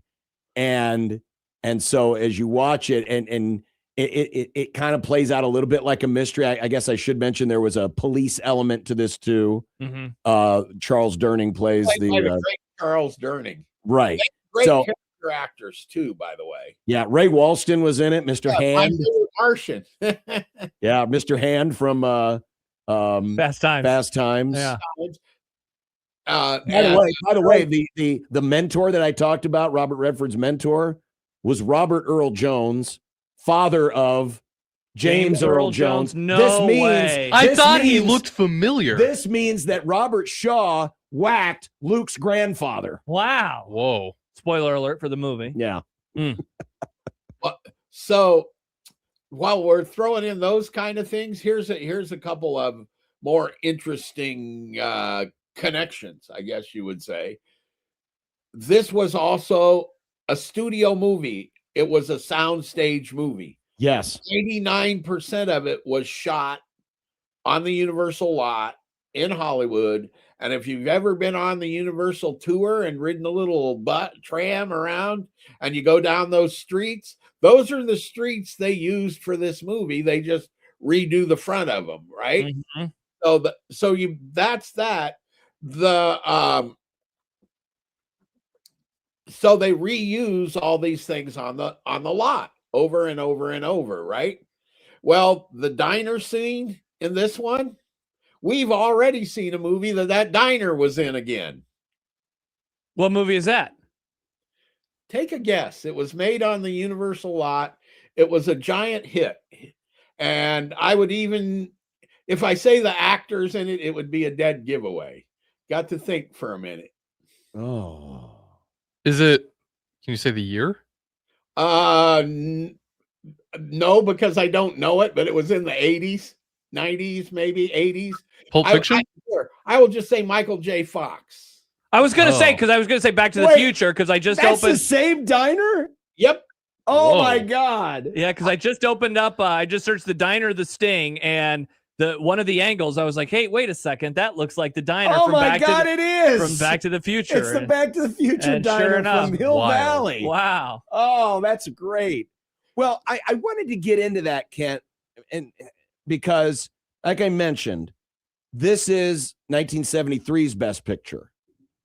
It's got elements of The Mob. Mm-hmm. The Best Picture that preceded it was The Godfather. And The Godfather 2. The Best Picture that followed it is The Godfather 2 was after The this. Godfather 2. So we've got 3 Best Pictures in a row Boom, boom, that boom. have like mob-ish elements to it. Mm-hmm. But unlike The Sting, when I watch it, and I don't mean to make it sound like it looks cheap. I'm not saying it looks cheap, but it does look like It looks like it's on a soundstage. it looks like it's on a soundstage. It looks like a made-for-TV movie. It looks Right? like a made-for-TV movie now. Yes. When you saw it then, it's very standard movie, and the Right. Godfather movies were actually the departure from Right. it. But and that was kind of my point, was artistically you couldn't have had 2 more different genres, the 2 Godfather movies sandwiching The Sting, yet in that era all three of them got voted Best Picture.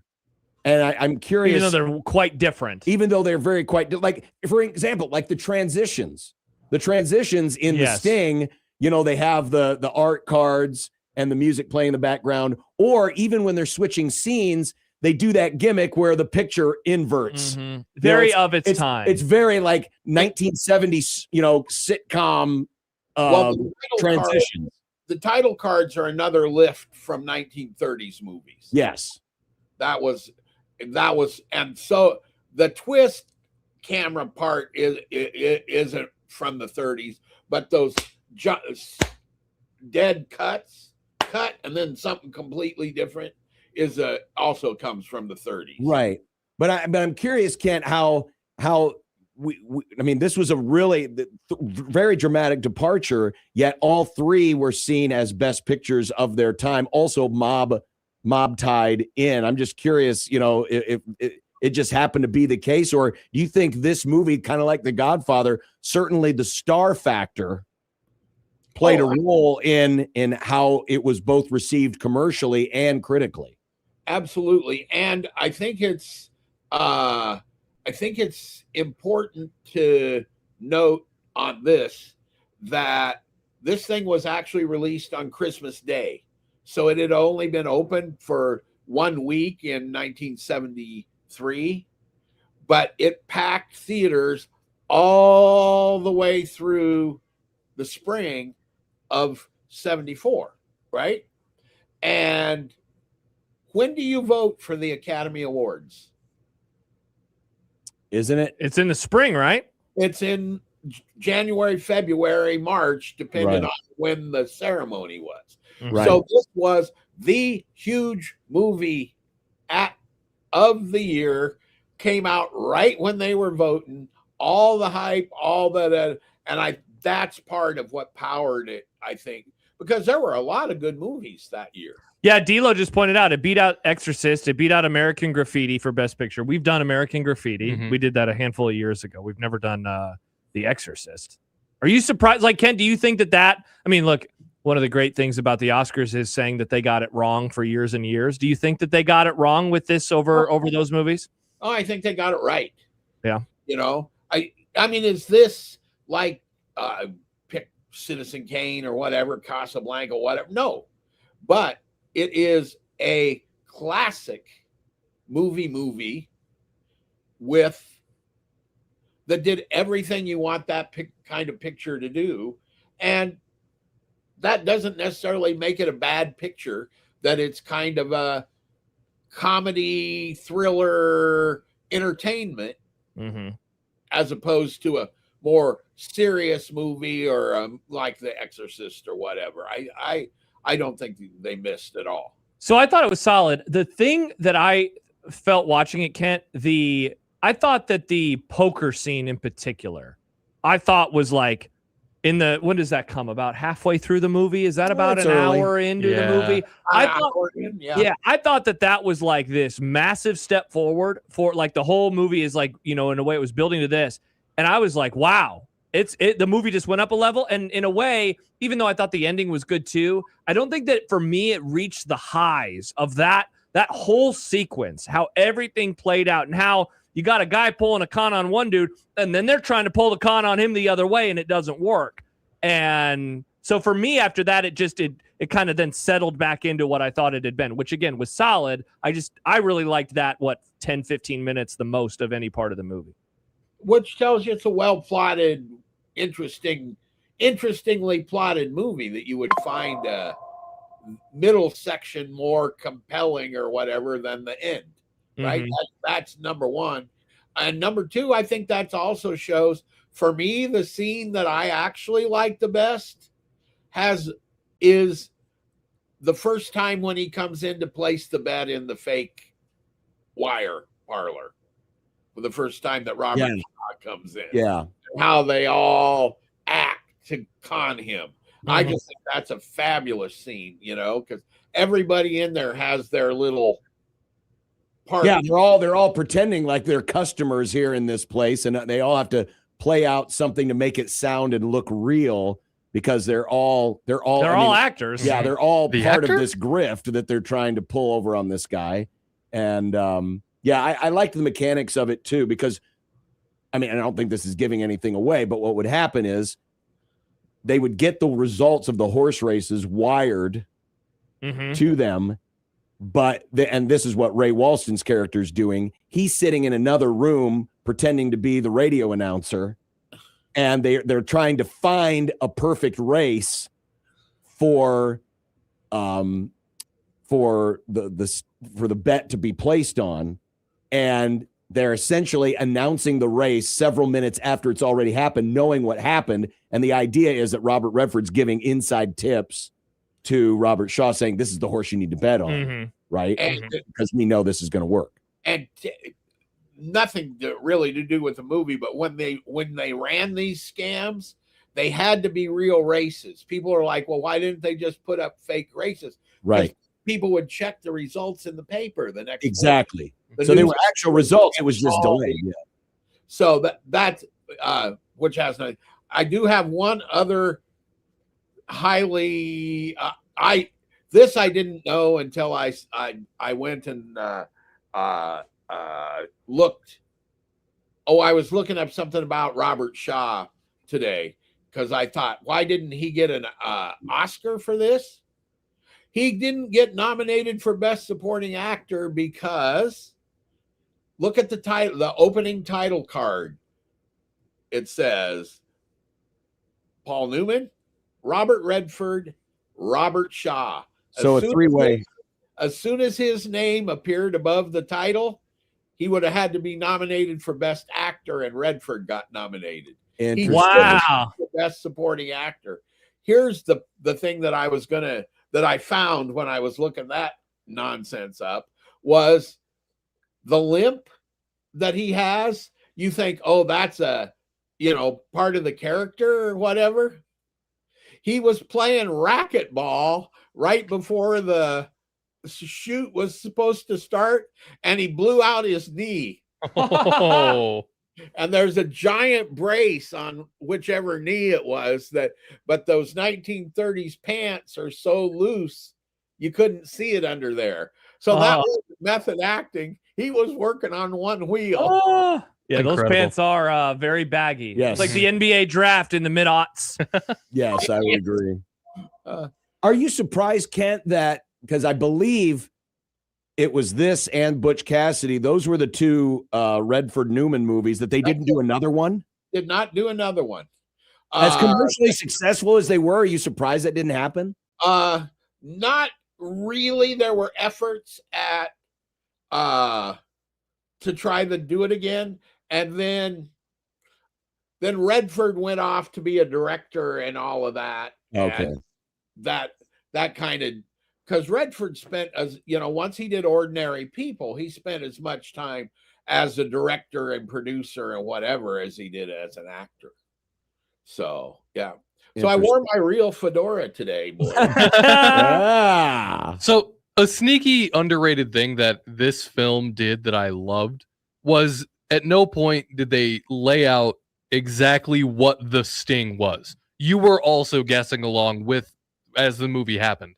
And I'd say sneaky underrated because we now live in a world where everything is always spelled out all the time, it feels like, in movies and TV and just media. Yep.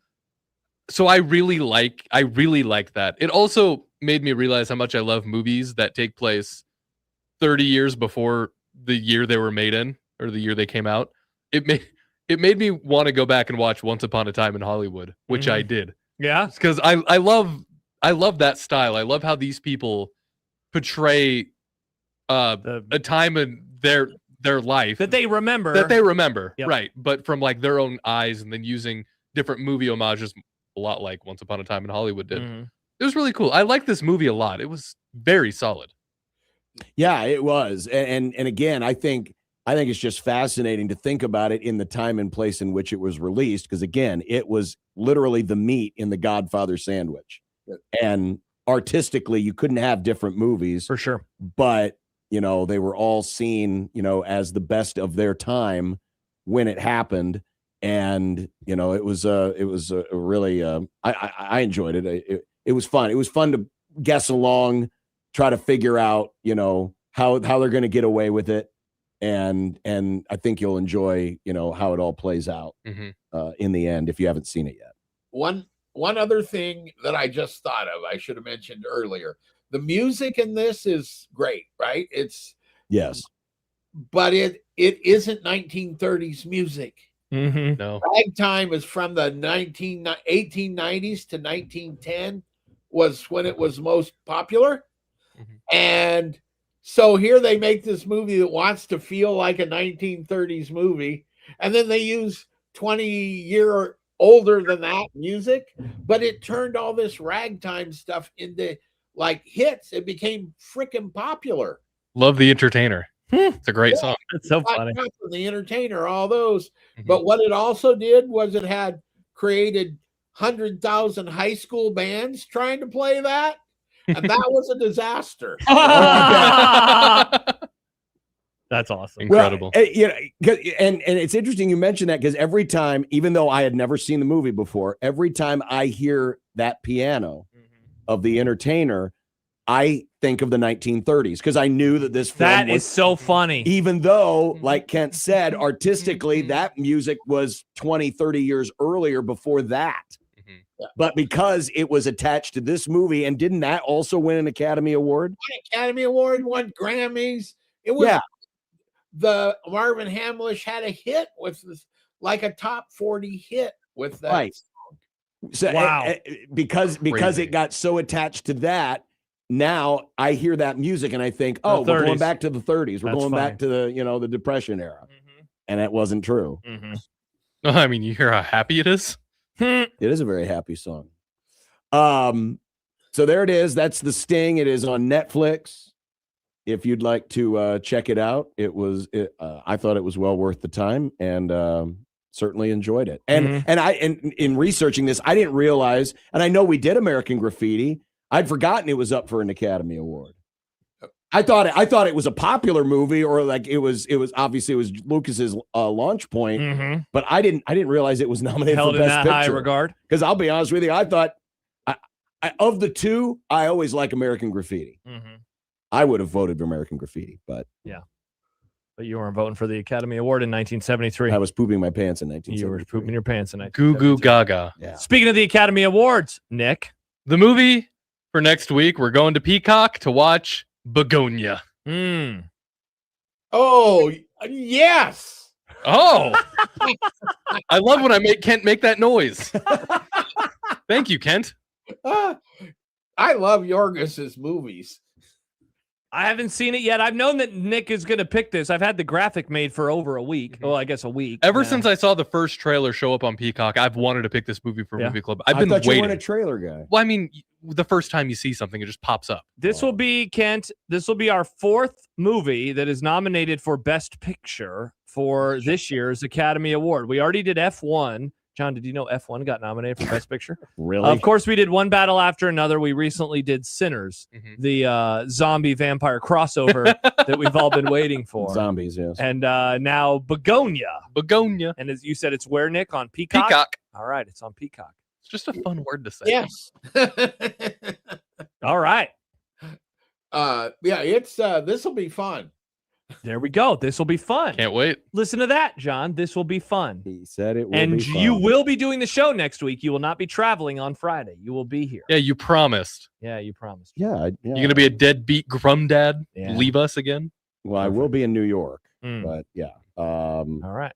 Looking forward to that it. reminds me, I've not been doing a good job. We need to re-rack our brain. I got to update a couple of things. Okay, we'll help you out. For the graphic, or not the graphic, but For for the our Excel spreadsheet, so that we keep track of what we have. All right. All right.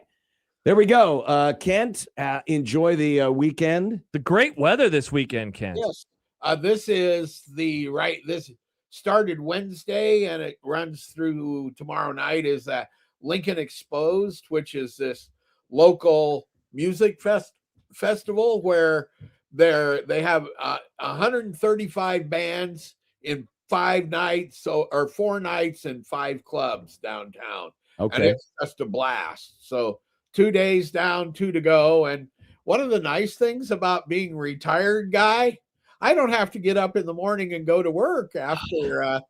Retired guy can't. That's true. You can really sit back and enjoy it. By the way, Lincoln Exposed, an entirely different meaning back in the Carl Pelini days. Yes, indeed. Carl. Mhm. Well, Kent, enjoy the last night of Lincoln Exposed, and we'll talk to you next week. See you next week. Bye, Kent. Kent Wogamont of the Lincoln Journal-Star. Mm. I have another Valentine to read. Oh, do you? Yeah. I do as well. We can get it to him next. We'll get to him Perfect. next. And also the Super Friends Roundtable is coming up. We're going to do content a little bit early. Well, I guess now that we're in our new Friday This zone, is our new Friday content. This will be our time. new Friday content time Yeah. until we get back to football season next year. So we'll have content. Also, the Big Ten is doing Big Ten things Oh, again. they're making you happy. But Big Ten baseball apparently is back as Michigan State pulls off the win. By the way, we can switch it over to the Creighton game now. Oh, it's on ESPN. I was mounting a slow comeback against KSU. What's the score? It's now 5-10 KSU or 10-5 KSU. 10-5. I know. That's why I redid it, John. Is it on ESPN? It's supposed to be on ESPN cool. Plus. By the way, you guys remember our dear friend George, who used to produce various shows here on the radio station? Yeah. George has got on Twitter. He just sent me a link to vote for him in a podcast contest. I had one of my fellow Big East radio announcers get got by that too. Oh no! Who are they playing today, John? St. Mary's. Just look for the Creighton logo. I'm looking for it. I just wanted to make sure. There it is. Hey, baseball! It's at 4. Oh, it's 4:19. Yeah, it's 4:19. All right, awesome. We're already underway. Don't click any links. Stop clicking links. Oh, the Jays are up 1-0. Bases loaded, nobody out. Who are they playing? Iowa? No, they're playing St. Mary's. Got him. I like it. I like it a lot. We're on a way. Curveball outside. Hey, disseminating. Stop it. Hey, we're the voice of the Jays. We can do this. All right, never mind. 16-20 the zone.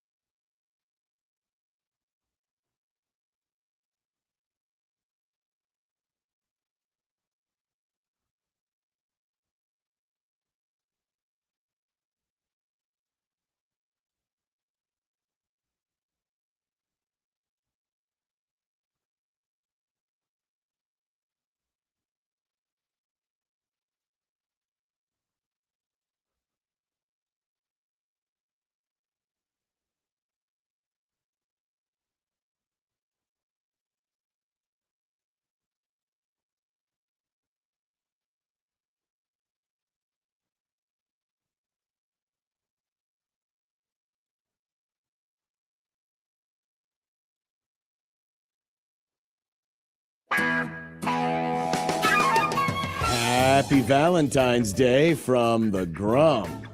Huskers are red, so are the Mavericks. Matt Rule will end the season 0-6. Again, we've lost the plot here on our Valentine's request. It was supposed to be we do Valentine's greetings for loved ones. Now it's just turned into bad poetry hour. Well, okay, not all poetry is bad poetry, John. How about this from Chris? But is it actually to somebody, or is it just another? The Huskers suck. The Huskers suck. Don't worry, the Huskers suck. Creighton, Nebraska. Marie, my heart, my steady win. The best part of my world you're in.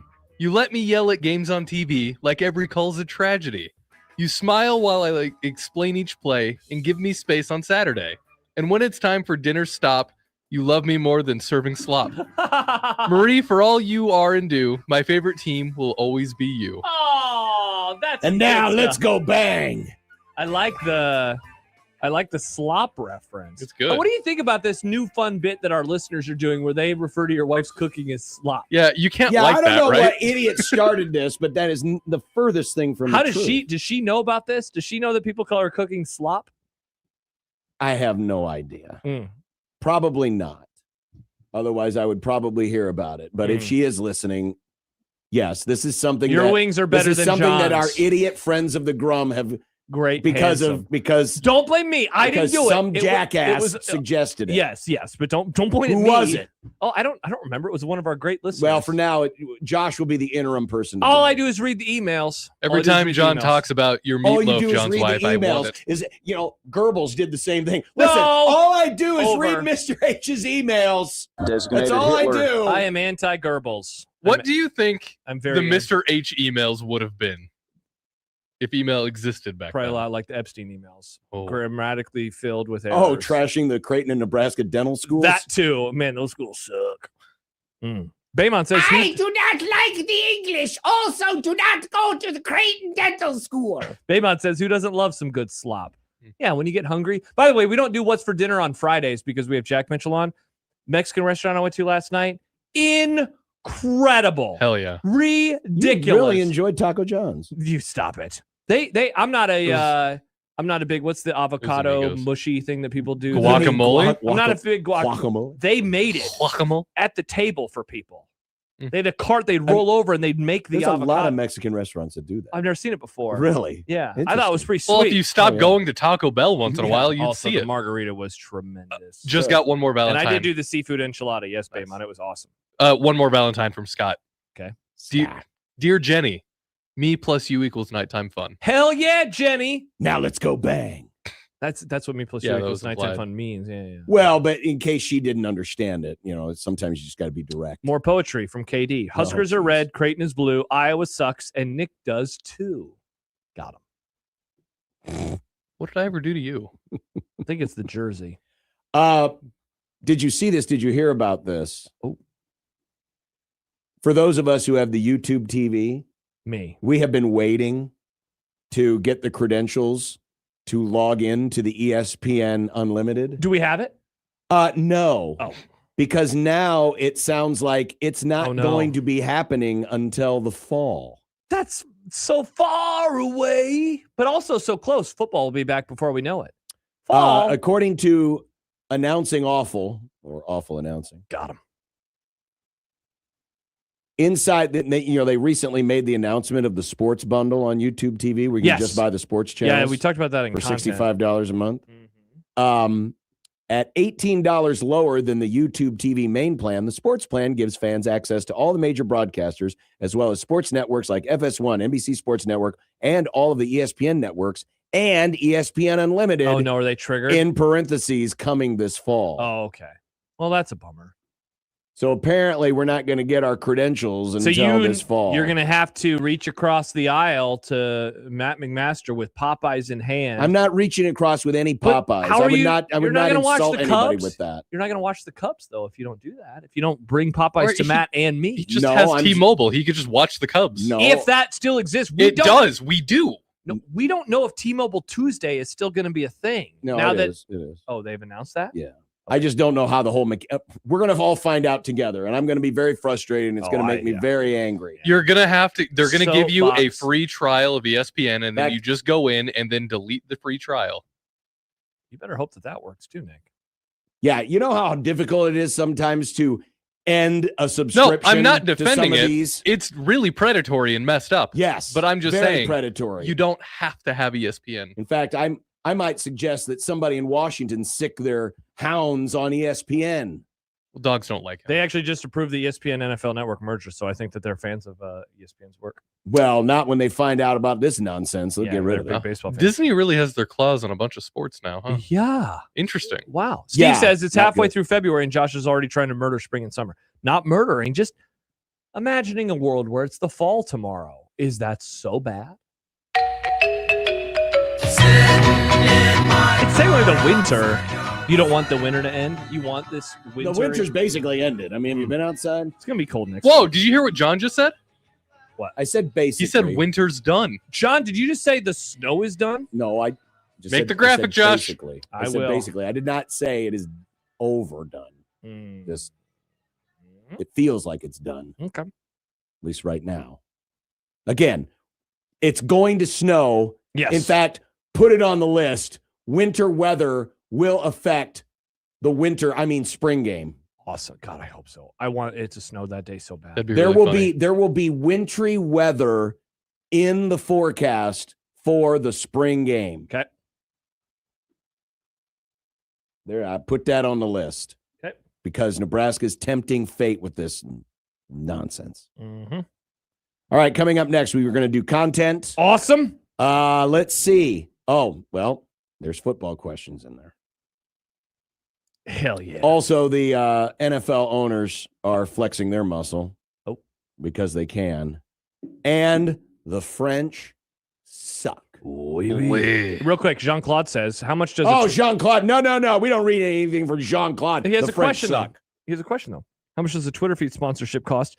I might want to start a GoFundMe for the wife slop Twitter feed. Thoughts? I mean, yeah, go ahead if you want to. Mike says, Roses are red, AM radio is free, CU baseball is back, and John will say, 3! And I will say, end of the first, Creighton 1, St. Mary's nothing. They had the base loaded with no outs. They only scored one run. Yeah. What are they, the Blue Jays and the Toronto Blue Jays, the Blue Space Jays in the playoffs? Got them. Pretty Get much. it? Baseball? Folks. Remember that 15-inning game or whatever it was? 18-inning game. It was 18 innings. Imagine But- having an 18-inning No, game. I'm talking about the Mariners Blue Jays. By the way, this is not a great watch because, Oh, it's a terrible broadcast. yeah, Yeah.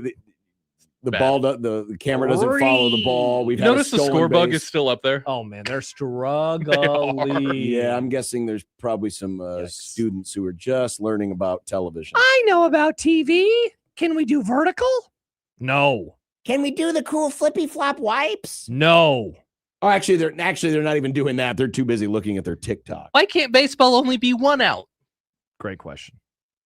Stupid college kids. 16 twins.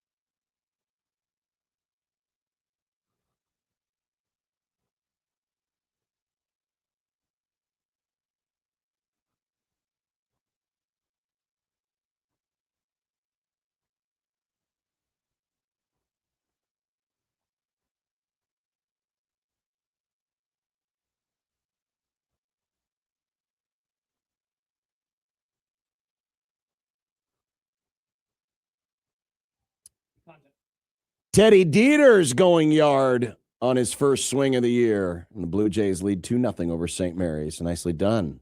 That'll be a good sign if he can get his power stroke back. Time for some content, Nick. Look, I made you some Unsportsmanlike. content.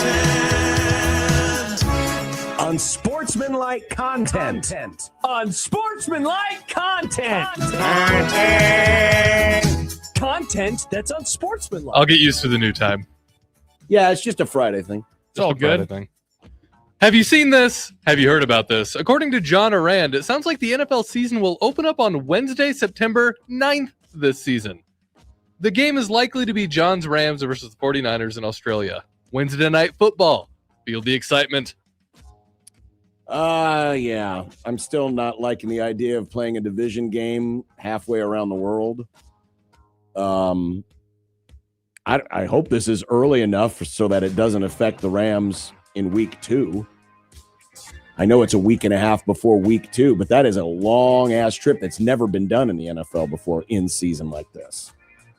So, not a fan. Keep America football American. Didn't you play overseas earlier this year too, though? I didn't. For your team? Yeah, I don't like it. I don't like the games where it's messing up with the time zones and everything else, and it messes with the people. You know, you want to do the games in other countries, fine. You keep it in our hemisphere. I mean, you it know? is going to be in our time zone, though. It'll be on at 7 at night. It'll be normal. Not for them. Just pretend that it's 7 o'clock at Not for night them. over in Matthew Australia. Stafford ain't getting any younger. Yeah, we all know that. We got to keep him healthy so he can repeat as NFL MVP.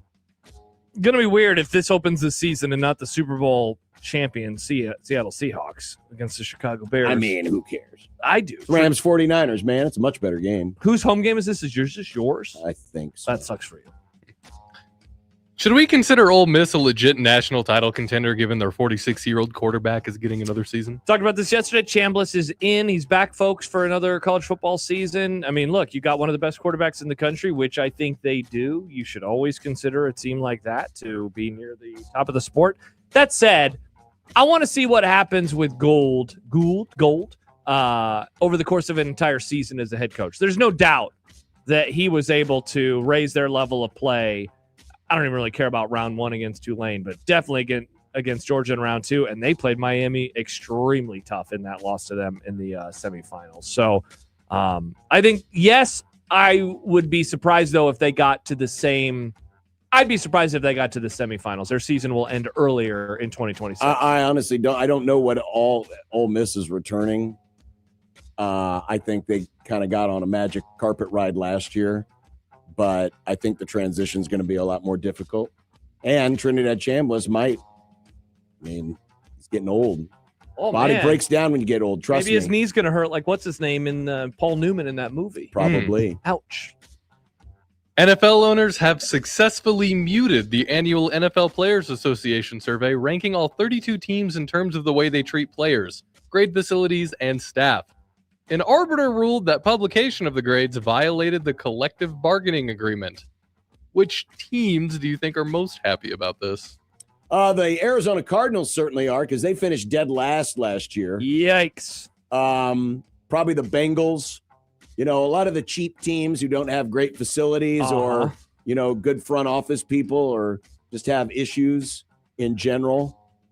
Yeah, this is pretty sad. This is so weak, man. It is. New York Jets. Have we mentioned the Jets in this discussion? Have they tried not being soft little pea babies? Nick, you know what? I don't think they have. Oh, but I'm rich and my feelings got hurt because I'm dealing with adversity for the first time in my life. Yeah, it's pretty wild that, like, they just can't do this anymore. They can't. I don't think they're dealing with adversity for the first time in their life. Some of them were probably named in the Epstein files. Yo, got him, John. Absolutely. Allegedly. Oh, well, they weren't named in the files. Yeah.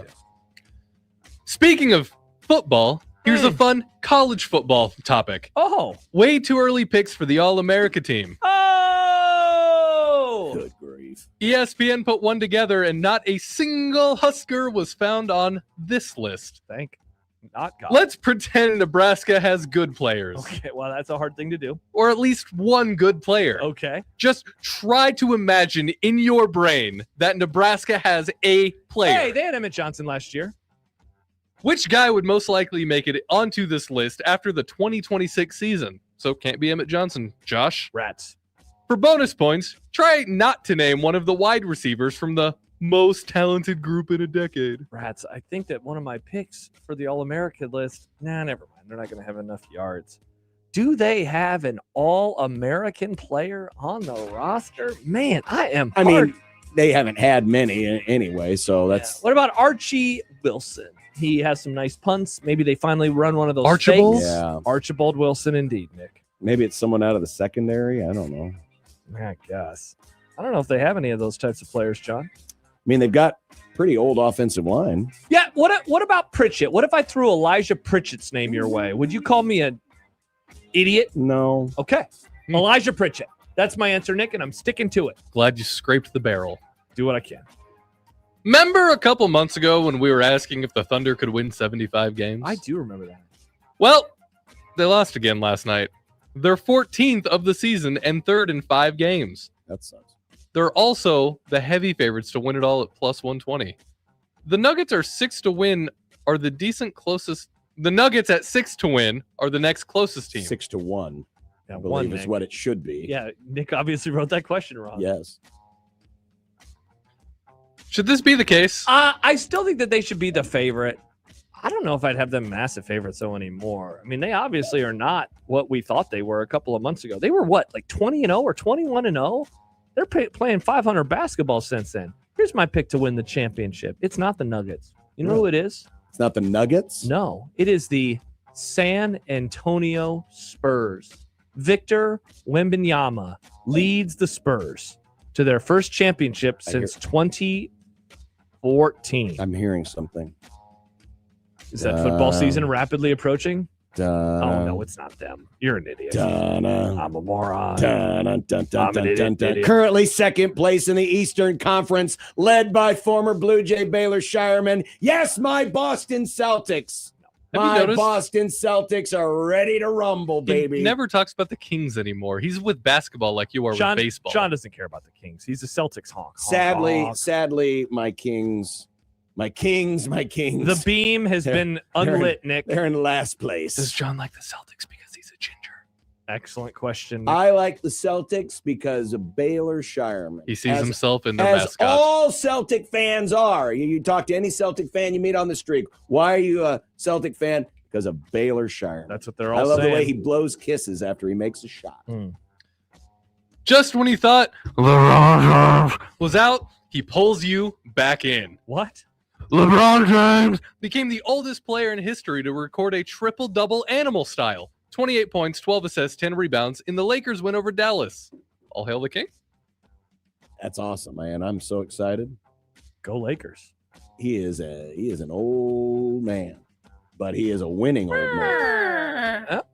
Good for him, though. He bettered the mark. Karl Malone was just a skosh over 40 when he got a triple-double, and LeBron broke the record by about a year. Good. Karl Malone is a bad guy, so getting him off the list for number one. What did Karl Malone do? I'll tell you during the break. Oh, really? Was he in the Epstein files? You are extremely warm. No, he wasn't in the files, but what they're purported to have done in the files, Karl Malone. Not great. Not great. So he was in the same hot tub with Mark Chmura? Wow. Incredible reference. Yeah, good for LeBron, man. That's pretty cool. K-State has the bases loaded again in the bottom of the 7th, and there's no out. Okay, that's not a content question. I know. We didn't know that this morning, though maybe we should have. There was controversy at the Winter Olympics. The French judges scored their ice dance team 8 points higher than the American duo, a margin so large that if you had thrown the frog's score out, America would have won. The International Skating Union is just a thing that exists. Of course. Upheld the result, giving the surrender team the gold. Is it a globalist conspiracy? I was watching this the other night when I was reading and occasionally looking up. Now, so you were skimming? I was skimming the game. It was grazing. I was grazing the not the game. I was grazing the competition, I guess is what you would say. The sport? Dude, so first of all, the American couple has been skating together for like 15 years. They've been married for a handful of years, which makes sense. So again, the Olympics out on traditional family values. After that, like the guy was crying. This was after they had skated. He put his face right in what I came to find out is his wife's bosom. And I was like, Man, if they got other couples, they're probably like, get your head out of there, friend. But they're married, so it's okay. Anyway, seemed like they did a really good job. Motorboat your wife on TV. That's pretty much what he did. He was like crying. Wow. Tough look. They were not happy about that, is what it looked like to me on TV. Going all boss ass on his wife's bosom. This is disgusting. Absolutely disgusting. Alex Jones, he saw this coming. The globalist conspiracy is struck for the Olympics. Tough look. Speaking of the Olympics and Valentine's Day, apparently the athletes are getting extra loving in Italy as the 10,000 free condoms made available in the Olympic Village are gone. Is it time to add another event to the games?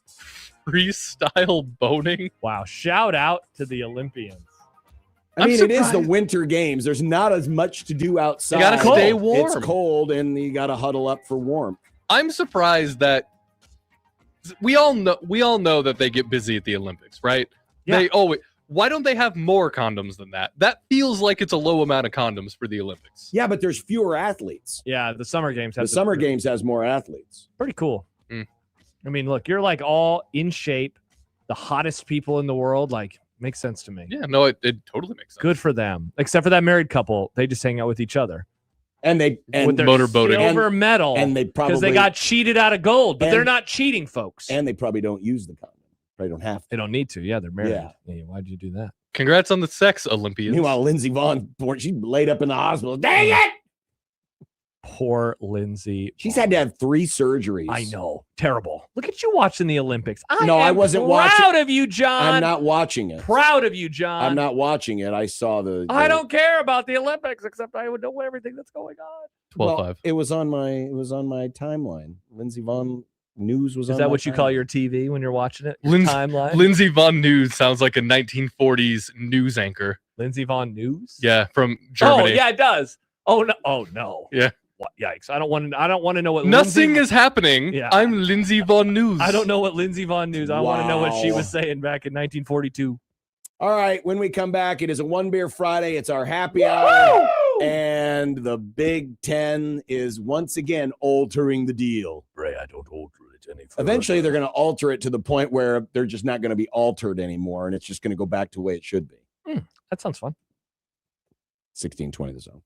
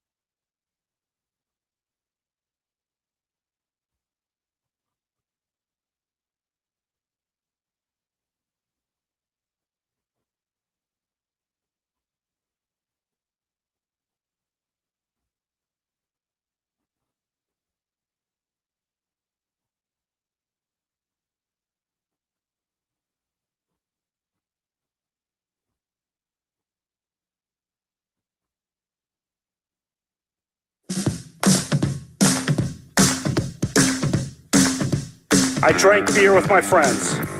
Sometimes I had too many beers. I liked beer. I still like beer. Had beers, have some beers. One beer, drink beer, drinks beer, drank beer, and drinking beer. Upstairs, downstairs, where was it? I don't know, but I had one beer. Friday!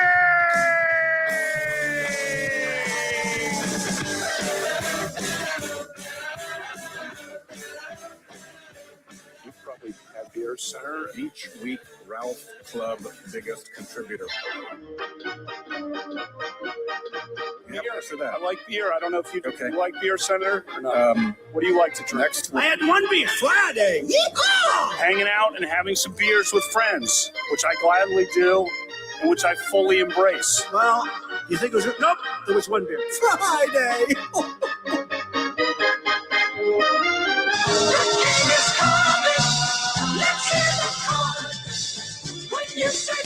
Nicely done, Cap.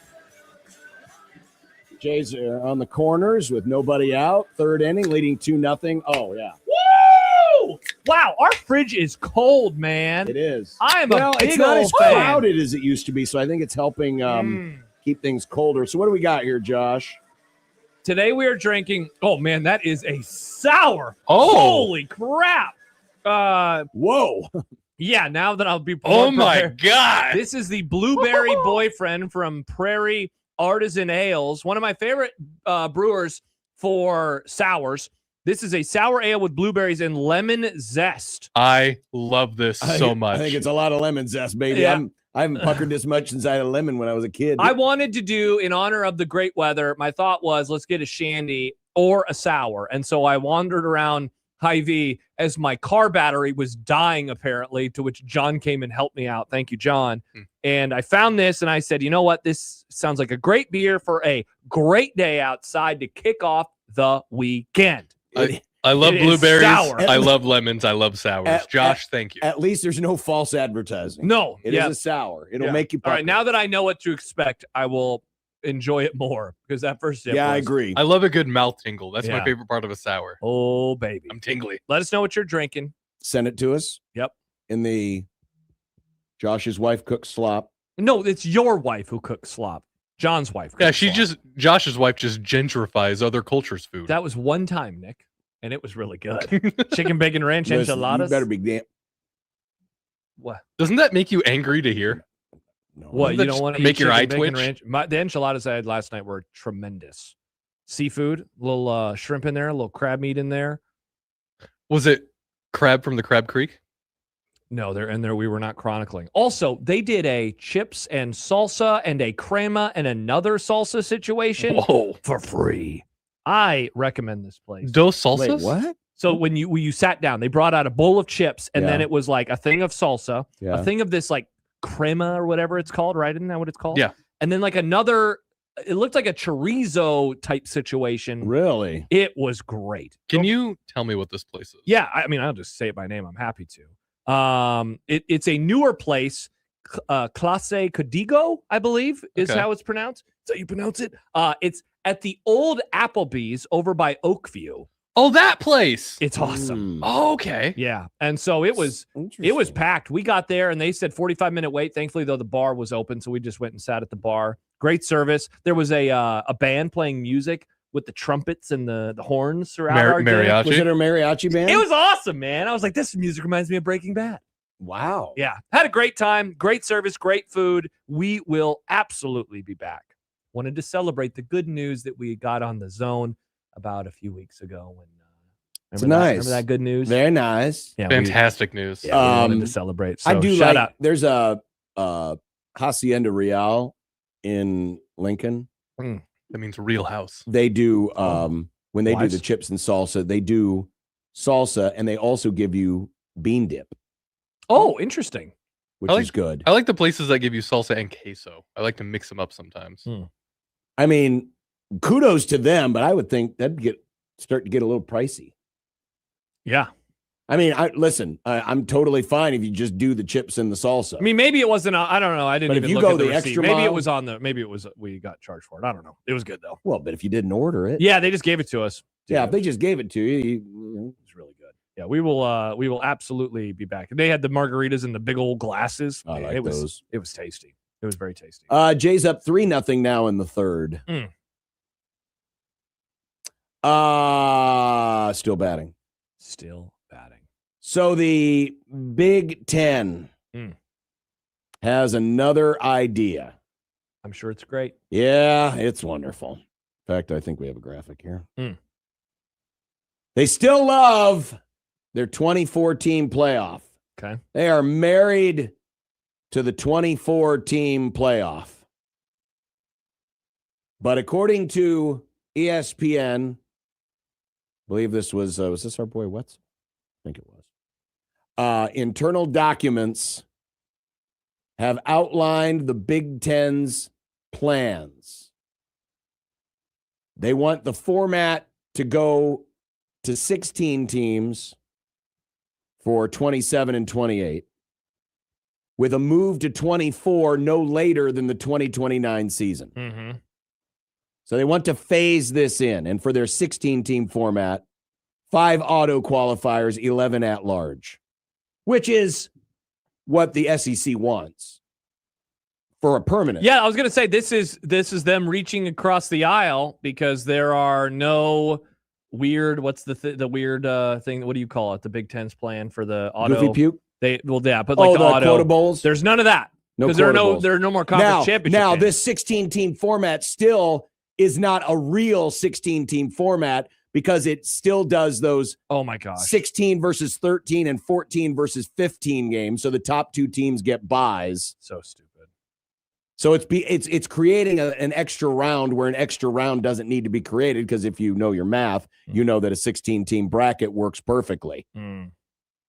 So they're still trying to, finagle with that because, again, it's the Big Ten. They're stupid. Yeah. But for the 24-team format, now, the most recent Bigger Ten idea was to do the auto bids. The original idea was we get 4 auto bids, SEC gets 4 auto bids, the puny conferences get 3, and then there's 1 for group of 5, and then at large, so on and so forth. Then, after people said, that's not fair, they relented and said, well, okay, the Big 12 and the ACC can also have 4 auto bids. Well, now the new 24-team format would consist of the best 23 teams and a spot for the group of 6. So in theory, if a group of 6 team is in the best 23, it would just be the 24 best teams, full stop. So the entire top 25, except for one. And no automatic qualifiers. And again, that is reaching across the aisle to try to get the SEC on board. Because all the reporting, I read Thamel's reporting today, is that the Big Ten and the SEC are not in agreement on anything. And this is one thing that the SEC has always wanted. They have never wanted auto bids because they think we can gamify it and we can get more teams in, which is interesting because that conference sucks now. And so maybe they shouldn't feel as confident as they are right now.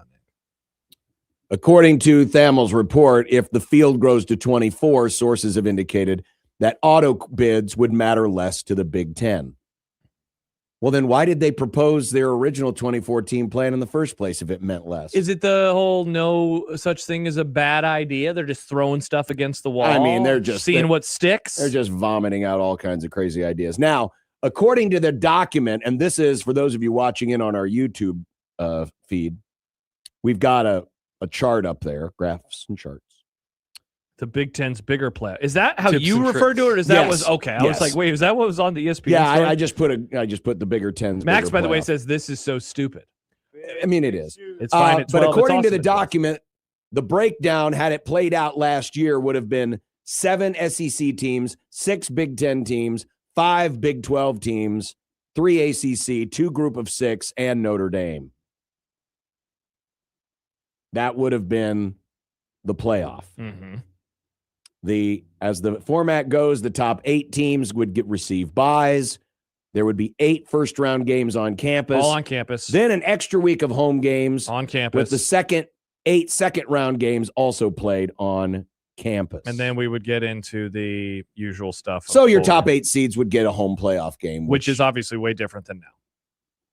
The optimal window to start this 24-team playoff would be the second weekend in December. which would have Friday and Saturday away from NFL competition. It would address the long rest period that has emerged in the 12-team model with buys and extended layoffs. And real quick, so because of no more conference championship games, the conference championship weekend would be an off week for everybody but Army and Navy. Correct. Okay.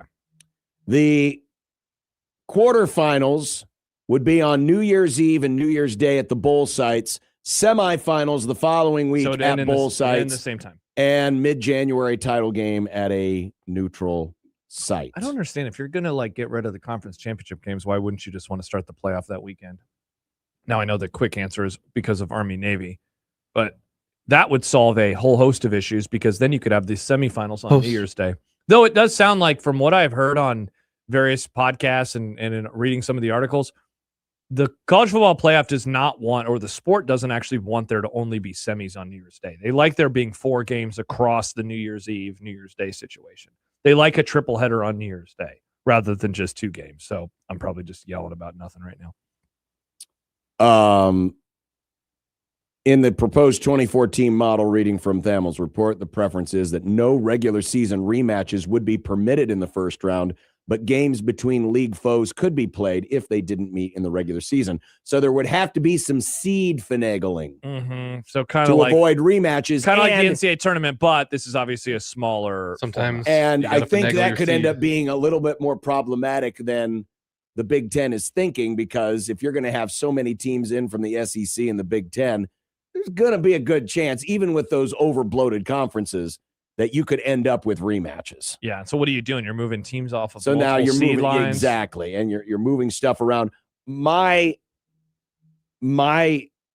gut instinct on this would be, don't do it. Well, I just here's the problem, real quick. The issue is the sport, for all the changes, I don't think that the regular season has been irreparable harmed yet. This changes the game entirely. It changes things. And also, I would say this. If you are someone that doesn't like the selection committee because of the pressure, I know that we're talking about the back end of the top 25 here, and so in theory, there'd be less pressure. People will still be really pissed. Exactly. And guess what?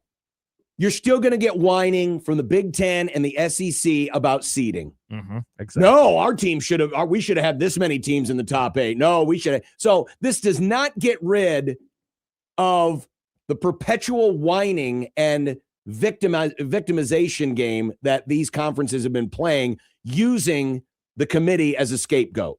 Correct. I mean, they have proven over the last 2 off seasons, especially last off season, that there is no end to their belly aching about the committee. So this is not going to change that. Don't believe them. If they claim, oh, this will be better than it takes the committee. No. Also, they're still going to bitch. would... They're still going to whine. They're still going to bitch. They're still going to say, we got jobs. Let me throw another scenario at you. Washington, Iowa. Those were teams that were pretty good this year, were unranked at various points. Is this going to suddenly go beyond 25 teams if they did their top 25 release? Because if I'm Iowa, if I'm Wisconsin or Washington, whomever, I want to know where I stand. I need to know where am I at, Yeah. Am I in 26th place or am I 40? Which then it's like, okay, we're putting a lot on the committee then. They got to do a top 40 or a top 50. Because, I mean, think about it just from the math perspective. Yeah. Right now, they put 12 teams in. So a top 25 is double the number. If you just were to do that, you're talking essentially about a top 50. I bet they would probably extend it out to maybe 30, maybe 35. They wouldn't go any further than that. Wow. Don't like it. Philosophically, I'm just keep it at 12. Fine with 12. If I would have known with 12, I'll be honest with you, Josh. If I would have known, and maybe I should have seen this coming, but if I would have known that this is where the conversation would be like in 2026, I would have said screw 12, fine with 4, because this is no longer playoff creep.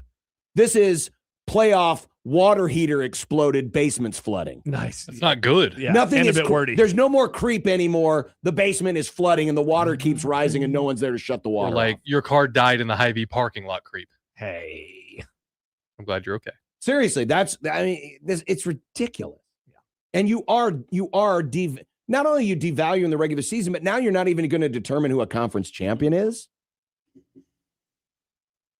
Wild. I don't understand it. I mean, I do money, but I don't understand it otherwise. I say leave it alone. I agree. Leave it alone. Me too. Once again, if the idea comes from the Big Ten, it's a bad idea. We're going to do predictions next, and then Jack Mitchell will join us for the Super Friends Roundtable on 1620 The Zone.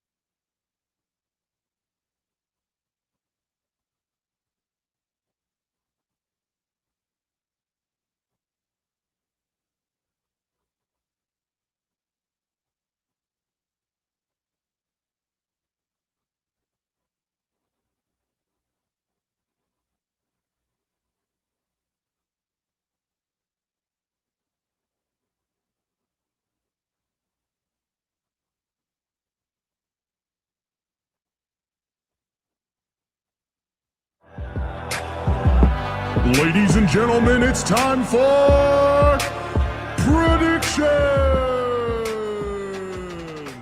Over, bet the over. Vikings in the over. Mick, remember last week when I chastised you that you didn't differ enough with Josh? Guess what? You lost by 1. That's really funny. Your champion is here. I mean, it is incredible. The champ is here. You John- owe me Popeyes. You owe me Popeyes. I don't know you squat. It's either Popeyes or Kiss My Keister. What do you want to do? Hindsight is 2020, John.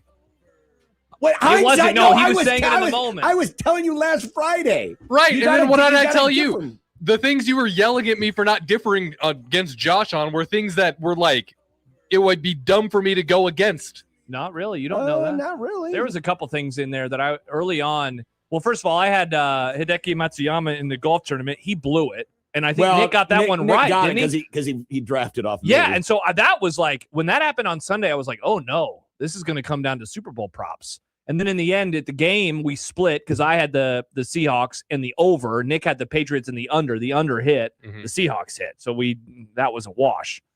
Oof. The champ is here. It feels good. It feels good. Get cozy, boys. It is. I got the belt. It has been a long, long time since Josh won a round of predictions. It has been since. I guess he did win 3 rounds ago, but Not it's to brag. only.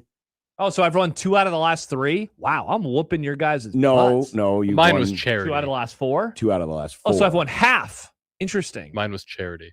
But I have won 7 of the last 9. Yeah, John, I haven't you won in a You minute. sound like a Cowboys fan. Congrats on the past. It doesn't matter. I'm living in the present. I'm the Seahawks of the Grum. I'm the new Josh. Oh, the wow. current You're a champ- trash franchise. The champion is what I am. All right, here we go. Oh, fun graphic. Thank you. Here Yeah, we gotta go. get to this. We got a few minutes. Baseball. Mm. Creighton is playing right now. They're up 4-0 in the 4th. Mm. Nebraska is playing a tournament in Arizona. They start Tonight. with UConn tonight. And UNO is at Arizona State. Combined wins this weekend over under 4.5, champ. Under. Over. I think this will be an over. I think Nebraska and Creighton are going to do quite well this week. Is there a logo missing from this one, Nick? No. It's like off center, so I was just wondering. Hockey pucks. Hockey. Sliding. Omaha and Denver, 2 games this weekend. Nick? Split. I'm going to go split. Denver sweep. Team USA versus Denmark in men's hockey. USA by 3.5 goals. America. Because there ain't no frog judges. Denmark. Yeah, it's a lot of goals. I'm going to go with Denmark as well. Haters. Mm. Haters. Mm. Haters. Also in hockey, Holy crap. this is on Monday. That's a huge line. America's Hat versus the Surrender Boys. So this is France versus Canada for those who are wondering. Yes. America's Hat favored by 5.5 goals. Way too many goals. I'm going oui with a French. I will actually take Canada here.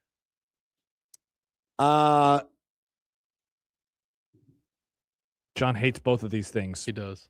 I don't hate America's Hat. I just hate America's Hat hockey. Mm. Except when they go for the Stanley Cup. Then I root for America's Hat. We do root for them. What the hell? I'll go with Canada. Okay.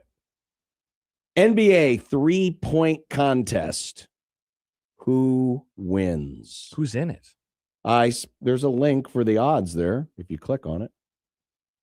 I'm going to go with, is Steph Curry playing in this? I don't believe so. I will go with Don't Call Me Nipple, Knipple. John, who are you going for? Did you click the link? Nate? I will go with Damian Lillard of the Valley. Okay. Nice. Good reference, John. Wow. I would have made a Matthew Lillard joke. I am going to take the obvious choice of Devin Booker. Okay. MMA. Oh, my God. M. Gonzalez versus A. Dominguez. Good job on the graphic, Nick, putting a poop emoji behind it. Uh-huh. I abstain. Dominguez. Stibbs. I'll go with Dominguez I as stand well. with Stibbs. You are such a loser. Oh, Basketball, look at this. Friday ball. night basketball. Michigan State, 1.5 point favorite at Wisconsin. Who are you going with, John?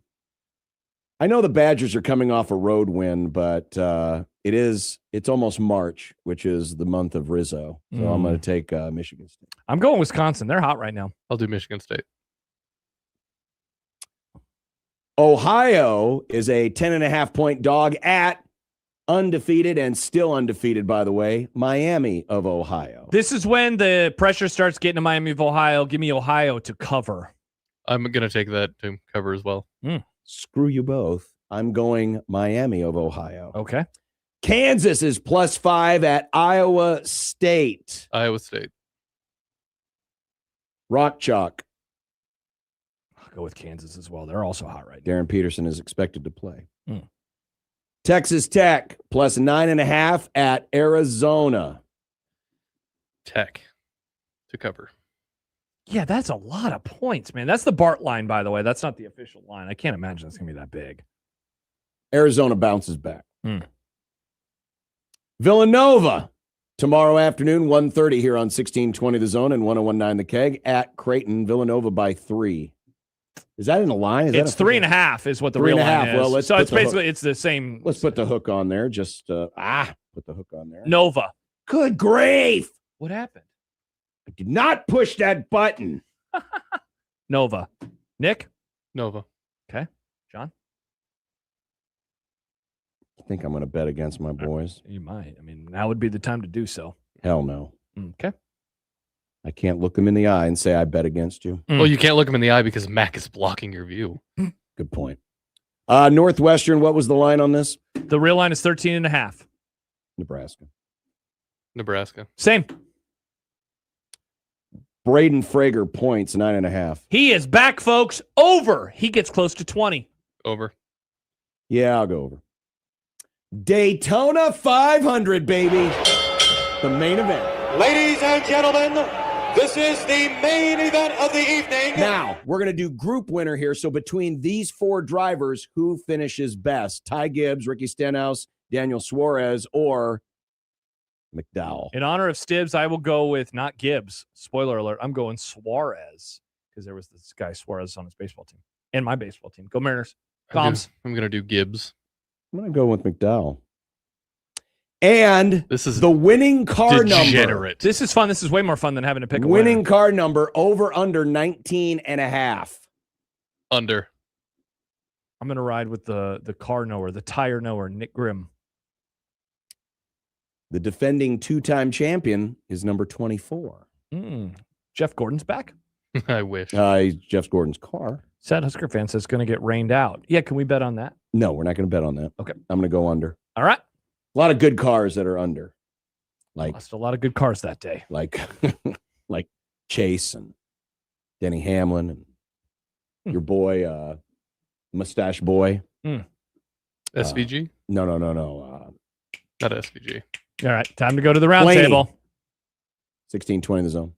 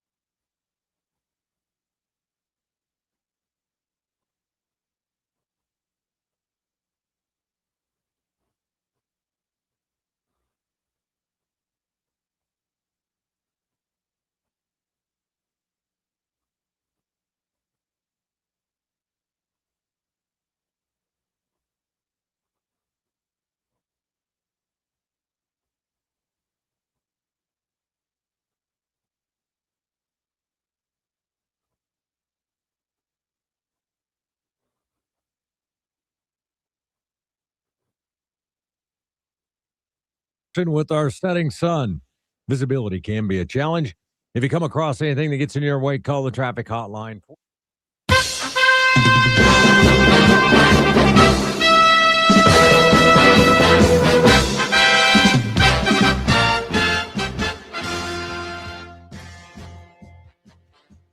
I'm not sure what broadcast network television-wise the Nebraska-UConn game is running on, but please tell me that the St. Mary's television crew isn't airing that one tonight. Oh, no. Is it Jack, bad? this has been frustrating to watch this Blue Jays game right now. It's just one of those deals where they set up an iPhone just on No, the cameras are fine. They got good cameras. They got the ESPN Plus graphics, but they're obviously being run by college students or people that have never broadcast baseball before, because we're getting weird. Occasionally the at-bats, it'll come from the dugout camera through the netting that never follows the ball. Bad direction. Yeah, the direction's really off. It's hard. It's just you're guessing a lot of times when the ball is hit. It's like, I can't tell if that's good or not. And it's just been really bad. It seems to happen a lot with the baseball broadcast. Yes, it does. I mean, this is definitely the training ground for the college. Yeah, at least most of the basketball, while some of the like the Big Ten Plus type basketball games or volleyball games sometimes can leave a little to be desired with the play-by-play and the color commentary. Usually the video portion production and the timing is pretty solid. It must be a bit easier to do that. Having not been a TV producer, I don't know if that's true or not, but I will see. Let's see. It looks like UConn is now, of course, it's on KLIN radio. You can hear it there. I don't know if I can do that anymore, but it is 7 o'clock pregame at 6:30, and on the podcast. Nick. Yeah, and I don't know. It's on. Oh, it's on the MLB Network, which I don't think I get until T-Mobile gives me my free MLB TV subscription. Unless you don't have ESPN Unlimited, and then don't even get me started. So, yeah, look at you just gave him a soapbox, Jack. Wait, what now? What? All right. See you later. You haven't heard about the kerfuffle because ESPN's taking over MLB TV. Yeah, but so yeah, if you subscribe, you have to have an ESPN Unlimited subscription. So you have to get a subscription for a subscription. Now you can eventually back out of the ESPN Unlimited, but you still get the subscription to get the subscription. So wait, so my T-Mobile offer that I've come to rely on. I don't know how that's going to work, Jack. I will, but if you're buying it, you become a member of ESPN Unlimited unwillingly. And you have to cancel it so you don't get like a free trial, maybe, though. Apparently, they give you a free month, but then you got to cancel it. And, it's like trying to cancel the cable companies. Like, are you sure you want to go? And they keep you on the phone for 20 We'll give minutes. it to you for $1. Yeah. Well, actually, like online things are usually pretty easy to cancel. I hope. It's things like I've had it's canceling your internet service or canceling your lawn service. I tried to cancel I won't say who it is because they're local, but a online publication. Okay. And I was on the phone for 20 minutes telling them, no, I really don't need this. Okay. I think I know what you might be talking about. Yeah, I tried to cancel and switch my internet once, and not that long ago. And they asked me, and they were like, well, do you have any, can I ask you why you're canceling? And I was like, I don't know. I had problems with it. Yeah. Like, well, did you call us? Like, I don't know. I think so. Yeah, I did. Yeah. And she said, well, I'm looking at the numbers here. I don't see a service call from you. I was like, I thought I did. Oh my God. No. And she was like, if you have problems, they're not going to get fixed unless you call us. Wow. I was like, wait, this is not how this conversation is going. You were the one who screwed up. I didn't screw up by not seeking help fast enough. Unbelievable. Hey, Jack. Speaking of screwing up, I hear the Munch Madness bracket is being put together. I imagine many critiques are out there from many of your great listeners of the radio station. What's the thing that people are most angry about today? Well, the bracket isn't out. So, I mean, the field is the nomination process. I can tell you who's in the 64 restaurants in the field. So you did narrow it down. Okay. Yeah, we nailed it. So by the time we get done at 9:00 in the morning, we have got our 64, and then I go to the laboratory and I put together with my very secret metrics that they're proprietary, so I can't even talk about them.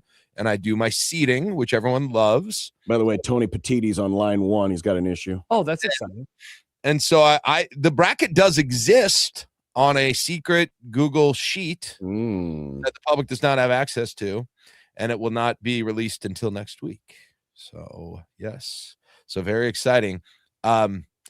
John, you'll appreciate this. This was maybe the most shocking year in terms of restaurants that have been stalwarts that did not get in. Oh, who didn't make it on? That did not get in. Who's the most shocking? Well, for now, me, of course, the Omaha people, it'll be like, well, they all should be left out. I know. See, I don't even really want to talk about it with you guys. Did Burger King make it back on again this year? Here we go. The Burger King at 52nd and Dodge should have made it. By the way, there were 300 restaurants. This was only in Lincoln city limits, and they had to be local restaurants. There were 300 of them. Wow. That wasn't even counting multiple locations. And Omaha people are aware of like 7 of them, which is amazing because every time I talk to them, they're like, oh, well, what about, and then they don't know. So in any case, John, the ones that you might find interesting that did not make it would be Tina's Cafe. I think that's a first time Tina's Cafe. Aren't they a former winner? Tina's never won it. Oh, Tina's never won. Okay. I remember going with you and our old boss there and eating one of those giant cinnamon rolls, though. Yeah. Did no one nominate it, or just not enough people? Not enough. No, not enough. They were first 4 out. Okay. Who else? Let's see. Who else might be one that HF Crave did not make it. Aren't they a winner? Yeah. Well, they won they won with you and me. They don't get I don't give exemptions for ones. No, I know. I'm just saying, but these are restaurants that have had success in the voting before. I mean, that's the whole idea of why I'm telling you these. Yeah. No, that is surprising. Didn't make it. Hacienda Real didn't make it. I think they've been. We just talked about them. You get both the salsa and the bean dip. Lincoln has rejected bean dip. Yeah, those are probably the biggest ones. And then what always happens too, and here's part of the crux of the criticism that I get is your Michelin type restaurant. I'm not saying they're actually Michelin restaurants. In Lincoln, it's more like BF Goodrich. Okay. Those types of the fine dining places, they don't do well in Munch Madness because people don't go to them as frequently. They're expensive. You don't have the quantity of experiences there. And so Casa Bovina doesn't make it this year. Venue didn't make it this year. Carmela's didn't make it this year. Dish didn't make it. Like, if you name these are that high end. I mean, we ain't talking about $200 a plate here. Casa Bovina? Oh, I don't know about them. I don't know about them. Yeah. I don't know. A couple of them are JTK didn't make it. Wow. Yeah. So the ones that the critics would put at the top generally don't make it, and then those people, you know how it goes. I'll be arguing on Tuesday quite a little bit. That's awesome. I can't wait to see the people yelling at you. It's one of my favorite days of the year. The day you unveil the bracket and everyone's mad and you yelling at me. Yes. Slightly speaking with a raised voice to me and then regretting everything about it, muting and blocking me. Now, Jack, I have not. Apparently, I have reservations to this place for the weekend. Did Well and Good make it? No, they didn't. They were mentioned though. They did not make it. I don't know if they've ever made it, but I'm aware of them. Yes. Yeah, they're in the new. They're basically where the horses used to poop on the racetrack there in Lincoln. It's the Innovation Campus. Yeah. So I've never been there. So I was just curious if you heard anything. That's in the hotel in the Scarlet Hotel, I believe. Interesting. It's a nice place. Okay. Well, there you go. And the bracket will come out next Friday, and the voting will start after that. We'll put the bracket out on. We're gonna put the bracket on Tuesdays. Tuesday 10 on the show here. Jack, I got a hoops question for you. All right, let's go. They had this question on the morning show today. It was a would you rather for Mike Schaefer. Okay. And it was this: would you rather Nebraska basketball win out in the regular season and then into the Big Ten tournament, but lose in the final and get a 1 seed, or Would you rather them win the Big Ten tournament, so you get hardware, but you get a 2 seed? Oh, the latter, definitely. Yeah, that's what Schaefer said. Schaefer said he wants hardware over a 1 seed. No, you want a 1 seed, baby. He wants a banner. I don't care between a 1 and a 2. Who cares between a 1 and a 2? I mean, but with a 1, you're going to likely get better placement.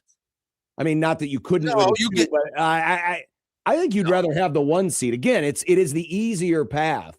That was an unbelievably easy decision. It's not okay. Yeah, a 1 is I mean, it's a conference tournament title. I might understand this better if it was a regular season title, but a conference tournament title over a 1 seed, not the difference between not getting a conference title and a conference title of happiness is much, much larger than the difference between getting a 1. If Nebraska gets a 1 or a 2, I mean, I'm kind of taking 1 out of the picture, but if they get a 2 seed, I am going to be ecstatic. It'll be amazing. So I can't imagine being like, oh, wish it were a 1. I can't fathom thinking that. I guess you get to hang a banner if you win the conference tournament, though. I mean, if you wanted to, you can hang a banner for a 1 seed if you wanted to. I don't care. I mean, we could hang a banner for the crown, but we didn't.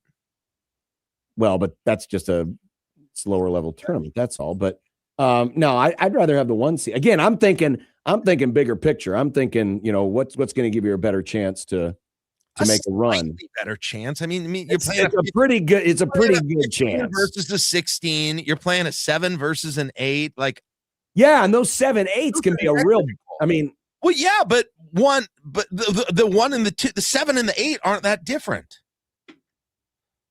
Well, the 1 seed plays either the 8 or the 9. Husker Country Doc says 100% agree with Jack. 1 versus 2 seed is marginal. Of course, that it's very. Again, I would hear this argument out if we're talking regular season championship, tournament championship. You could give me $1 and I get to choose, and I'll take the $1 and the 2nd seed. You'd rather have $1 in the 2nd seed than no $1 in the 1st seed? Yes. Okay, now you're being an idiot. Now you're being really okay. $10, but I can't wait till this plays out. Nebraska runs into that buzzsaw 15 seed and gets whacked in the first round. I'm gonna come back and remind you of this decision. If you would have been a 1 seed, you would have been a 1 seed. You would have lost. If they're a 2 and they lose to a 15, they were losing to no matter who they were going to play. It wouldn't have mattered. Ask Missouri about being a 2 seed. I was in the building that night. There you go. Norfolk State. Don't call us Norfolk. Ask Arizona losing to Santa Clara, right? And Steve Nash. Ask Syracuse and losing to Richmond. Who did Iowa State lose to back in the 2000s? Hampton in Boise. Hampton. Yep. Good call. Isn't that crazy that they were a 2 seed and they had to go all the way to Boise? Yeah. That sucks. That's like Nebraska having to go to Greenville. They didn't have pods then. They put everyone. It was different. They put it in regions. Each region had the whole section. So I think that's why that happened. But yeah, I don't. So wait, real quick, John. So because the thing that Creighton is missing on the resume, obviously Final Four, push that aside, but is the conference tournament championship. So you'd rather be a 1 seed and not have that hardware than finally get that hardware? They get to lift the trophy up. Yeah. Wow. I'd rather be a 1 seed. I'm thinking March, baby. I'm thinking March. I mean, it'd be different. Obviously, Creighton's not been in a position where they could have been a 2 seed. Okay. But how many times do you think a 2 seed is lost to a 15 compared to? Well, you probably know the 1 seed won, but twice. The 1 seed one is twice. Yep. You had Virginia and Purdue. And the 2 seeds, we've had maybe I'm looking at half dozen 2 seeds. I've got it. It's 11. Okay. Wow, I would have guessed a higher number than 11. It's still a better odds, man. Oh, for sure. And it's not even so much to me about 1 versus 16, 2 versus 15. It's more about the path beyond that. 7 or 8. He's saying the path beyond that. Yeah, but the seven versus the. I mean, there can be. You're in the Sweet 16. There can be a difference, man. There can be a difference. Again, I'm looking for the easiest possible path, and I would much rather be a 1 seed. Plus, a 1 seed, you'll get the preferential treatment. You'll get the big splashy graphic on the selection show. I mean, I get it. You get a piece of hardware. You can hang a banner, and I understand that. But when you're that high, I want the best possible path in the NCAA tournament. It's just hard to think that way because the gulf between 2 and 3 is so huge for me. And then another big one between 3 and 4. Like those are the big gulfs. 1 and 2 feel like the same thing because of the way I've been thinking about it. Yeah, and so let's go to this, Jack. A reason that you are saying that is because you are also thinking about geography and not this conversation is a very geographical conversation right now. Yeah, isn't it? geography is a big part of it. Yes, for sure. He wants to go to Oklahoma City. And I do think, and like you go those seed by seed up. There's a 1 seed. You go those seed by. This is interesting. So you've got 2 16s of all time have won. You got 11 15 seeds, which we mentioned a few of those. Recent ones were St. Peter's in 2022 and Oral Roberts. The Elite Eight. Princeton did it. 3 over 14, you've had 23 times, so it about doubles the chances. It is wild how then it just kind of exponentially grows. And in 13, it's 32. 32 and 128 is the record for. But if you notice, the exponential growth went from 2 to 11, which is 5 times. Okay, well, I mean, like, and the 2 times have only happened in the last decade.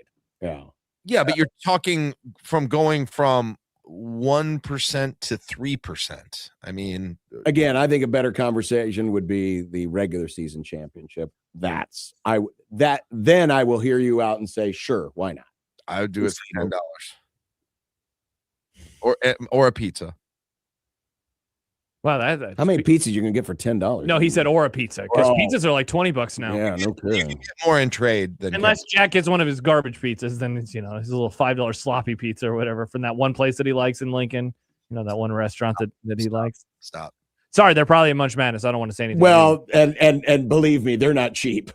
Yeah. Oh yeah. By the way, there was this text, Jack, from the 402 Omaha guy here. I didn't know there is that many restaurants in Lincoln. I assume they are talking about Lincoln. We were talking about Lincoln. I know you didn't. I already told you didn't know that.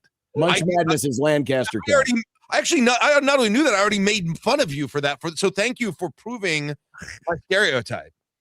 You beat us to the joke. You did beat us to the joke. That's true. You nervous at all about tomorrow? Come on, Jack. Please tell us that we're not doing the same thing we did with you last week when you were huffing and puffing and then Nebraska dominated the game. Northwestern looked pretty good against Michigan for a big chunk of that game. All right. Julia Louis-Dreyfus' son isn't playing for Northwestern anymore. You can settle down. Great reference. No, I'm glad not to see. The schedule has been rough for a while.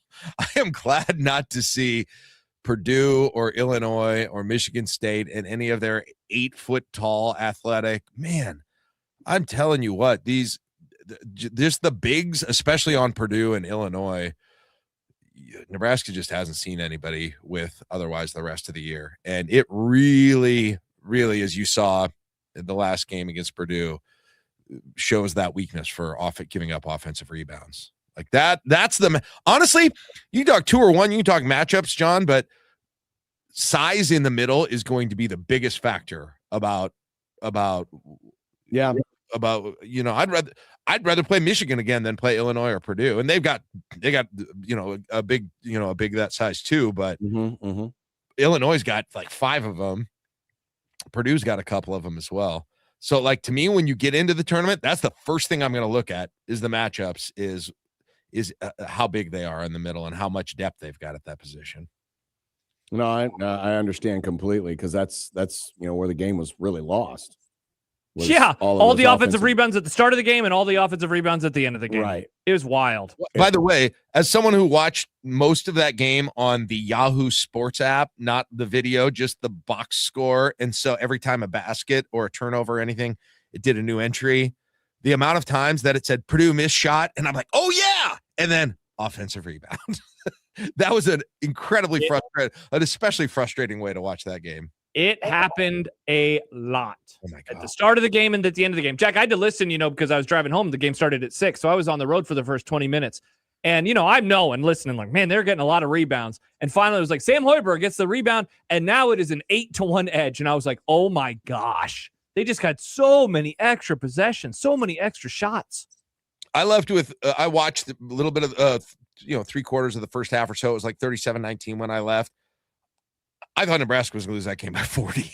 Like, just everything. On that pace. Everything looked, Nebraska looked like really hesitant to even take shots. The rebounds were going well. Purdue couldn't miss. I'm still shocked on the part that I did see, and I never have watched the rest of it, but what I did see, that it ever got that close again. So I kind of feel good about the night after that. What do we think about Bill Moose being right? Beers being chucked from the third row. Well, it was higher than the third 20th row. But oh yeah, do you know about this, Jack? Did you know someone threw a beer on the floor? Yeah, I heard a lot about it. I did. We did an investigation here at KLIN to find out if it actually happened, and then we confirmed it did. Well, yeah, there was video. Yeah, there wasn't video when we started that. That pretty much ended the investigation. Oh, I see. I mean, were you that surprised that that the possibility existed? Yeah, I mean, yeah, I kind of would be most anywhere, especially when I saw the video from how high that thing came and the speed it obviously, now I don't know if it was totally full, but it had enough liquid in it to make it not fly through the air like an empty can. Yeah, here's what I'll say, because John and I barely talked about it. I am surprised that it happened in the moment in which it happened, which I guess we've never been able to confirm exactly when in the game it was. But normally, chucking beer onto a court or a field happens because of a horrific call that costs a team a game. It's usually an end-of-game situation. So I'm a little surprised that this just seemingly happened at a random interval in this matchup, because there wasn't like a call anywhere near that level. And the game didn't come down to a call like that. No, it did not. So, Jack, to go with what you said, I am a little surprised that somebody would just throw a beer on a floor for no reason. I don't even, what reason or not, you don't, it's not like this happens regularly other places in basketball. I mean, it did happen at Creighton, yes, but I mean, in most other places, if this happened, it would be huge. If that would have hit one of them, oh my gosh, can you even imagine? I think most of them didn't know it happened, and so I think if they had realized it had happened, if the players or Painter realized it happened, like, I wonder, what does he do? The thing where he takes them off the court? Does he do? Like, I wondered those things. Or if that goes a little bit further and falls on the court, I mean, holy cow. Let alone hit somebody and hurts them. But I can't believe it was this. The reason I almost didn't believe it at first, I was like, wait, if that happened, everyone would have freaked out. There would have been. They didn't talk about it on the broadcast. They didn't talk about it anywhere. Like, so few people who were there didn't even notice it. Mm-hmm. And I guess I had in my head that if that happened and anyone noticed it associated with Purdue, there would have been a major reaction. And there really wasn't. Well, the only reason it was pointed out was there was a Purdue fan sitting in that section who took a screenshot and said, "This a beer." I saw that. Right. Yeah. But that was the only place we learned of it initially. And then there was video that came out later. Finally found in our investigation, I finally found some people who saw it. And like somebody told me, someone who was close enough who told me it was one of those cross-strain cans. Mm-hmm. Terrible advertising. Yeah. That's an expensive beer to throw on the floor, too. I don't understand. I mean, beers at all sporting events are expensive. So, yeah. Fair. Either way, it's a little higher than the American Macro Brew and the price. That is true. I'm saying it's worth it. Listen, we all have sponsors. Jack, last couple of minutes before you got to go. Sad that this is the first weekend without football, or have you long made peace with that? I've long made peace with it. This NFL postseason was the Super Bowl. Exactly. Starting with the NFC Championship, disaster. That's when the postseason went sucked into the crapper. Yep. The penultimate game of the season. Yeah, I don't. It's weird. Basketball is muted. The way this basketball season is, I know John doesn't like the Olympics, but I do. I haven't watched any. I guess we have it on up now on our monitor now. The most I watch is when I'm in here at work, and we watch it live in the morning. I haven't at night watched any, and I have picked basketball over it. I watched almost that entire Michigan Northwestern game. No Olympics. I watched some of that too. You grazed it. I grazed it. I was reading a book, Jack, but I looked up at the TV occasionally. Sure. Yeah. I like when Josh is like, I'm going to read a book all day. He tells me, and I'm like, oh, God, all day on a Saturday. He's like, yeah, I can't wait. It's going to be awesome. And then he's tweeting about the basketball game at night. Interesting, Josh. Sometimes I want to remind people that I do watch the sports. I do wonder if this is a little bit more about image than reality sometimes. Very interesting. Oh, I love reading. I am a learned bookworm of a man. All right. Well, enjoy the game tomorrow. It's a rare Saturday home game. Don't get too crazy. Yeah. Valentine's Day. First one since USC Upstate. Wow. The schedule. Very memorable USC Upstate game. Have a great weekend, Jack. Thanks, guys. Have a good one. There he Bye-bye. is, Jack Mitchell from our estranged sister station. Yeah, KIA. the divorce happened, and now he's no longer our sister. Yeah. Let's see. Quick what's for dinner? Yeah. I guess it sounds like Chipotle. So we're starting a new tradition where in our friend group, when someone turns 40, we go out. And so the first one of us who turned 40, he wanted to go bowling. So we're going bowling, and we will eat at the bowling alley. Nice. I like bowling alley food. Hot take. Bowling alley food, underrated. Well, it depends Bowling on the alley fries always hit. Nick, thank you. I don't know what it is about bowling alley Depends fries. on the They're bowling always alley. good. The oil. Maybe it's the year's worth of oil. Could they be. Maybe. use. Yum. My future mother-in-law is in town, so we're gonna go out. Cool. Oh, wow. I like Carol. Carol's cool. have to go out with your mother-in-law. We like Carol a lot.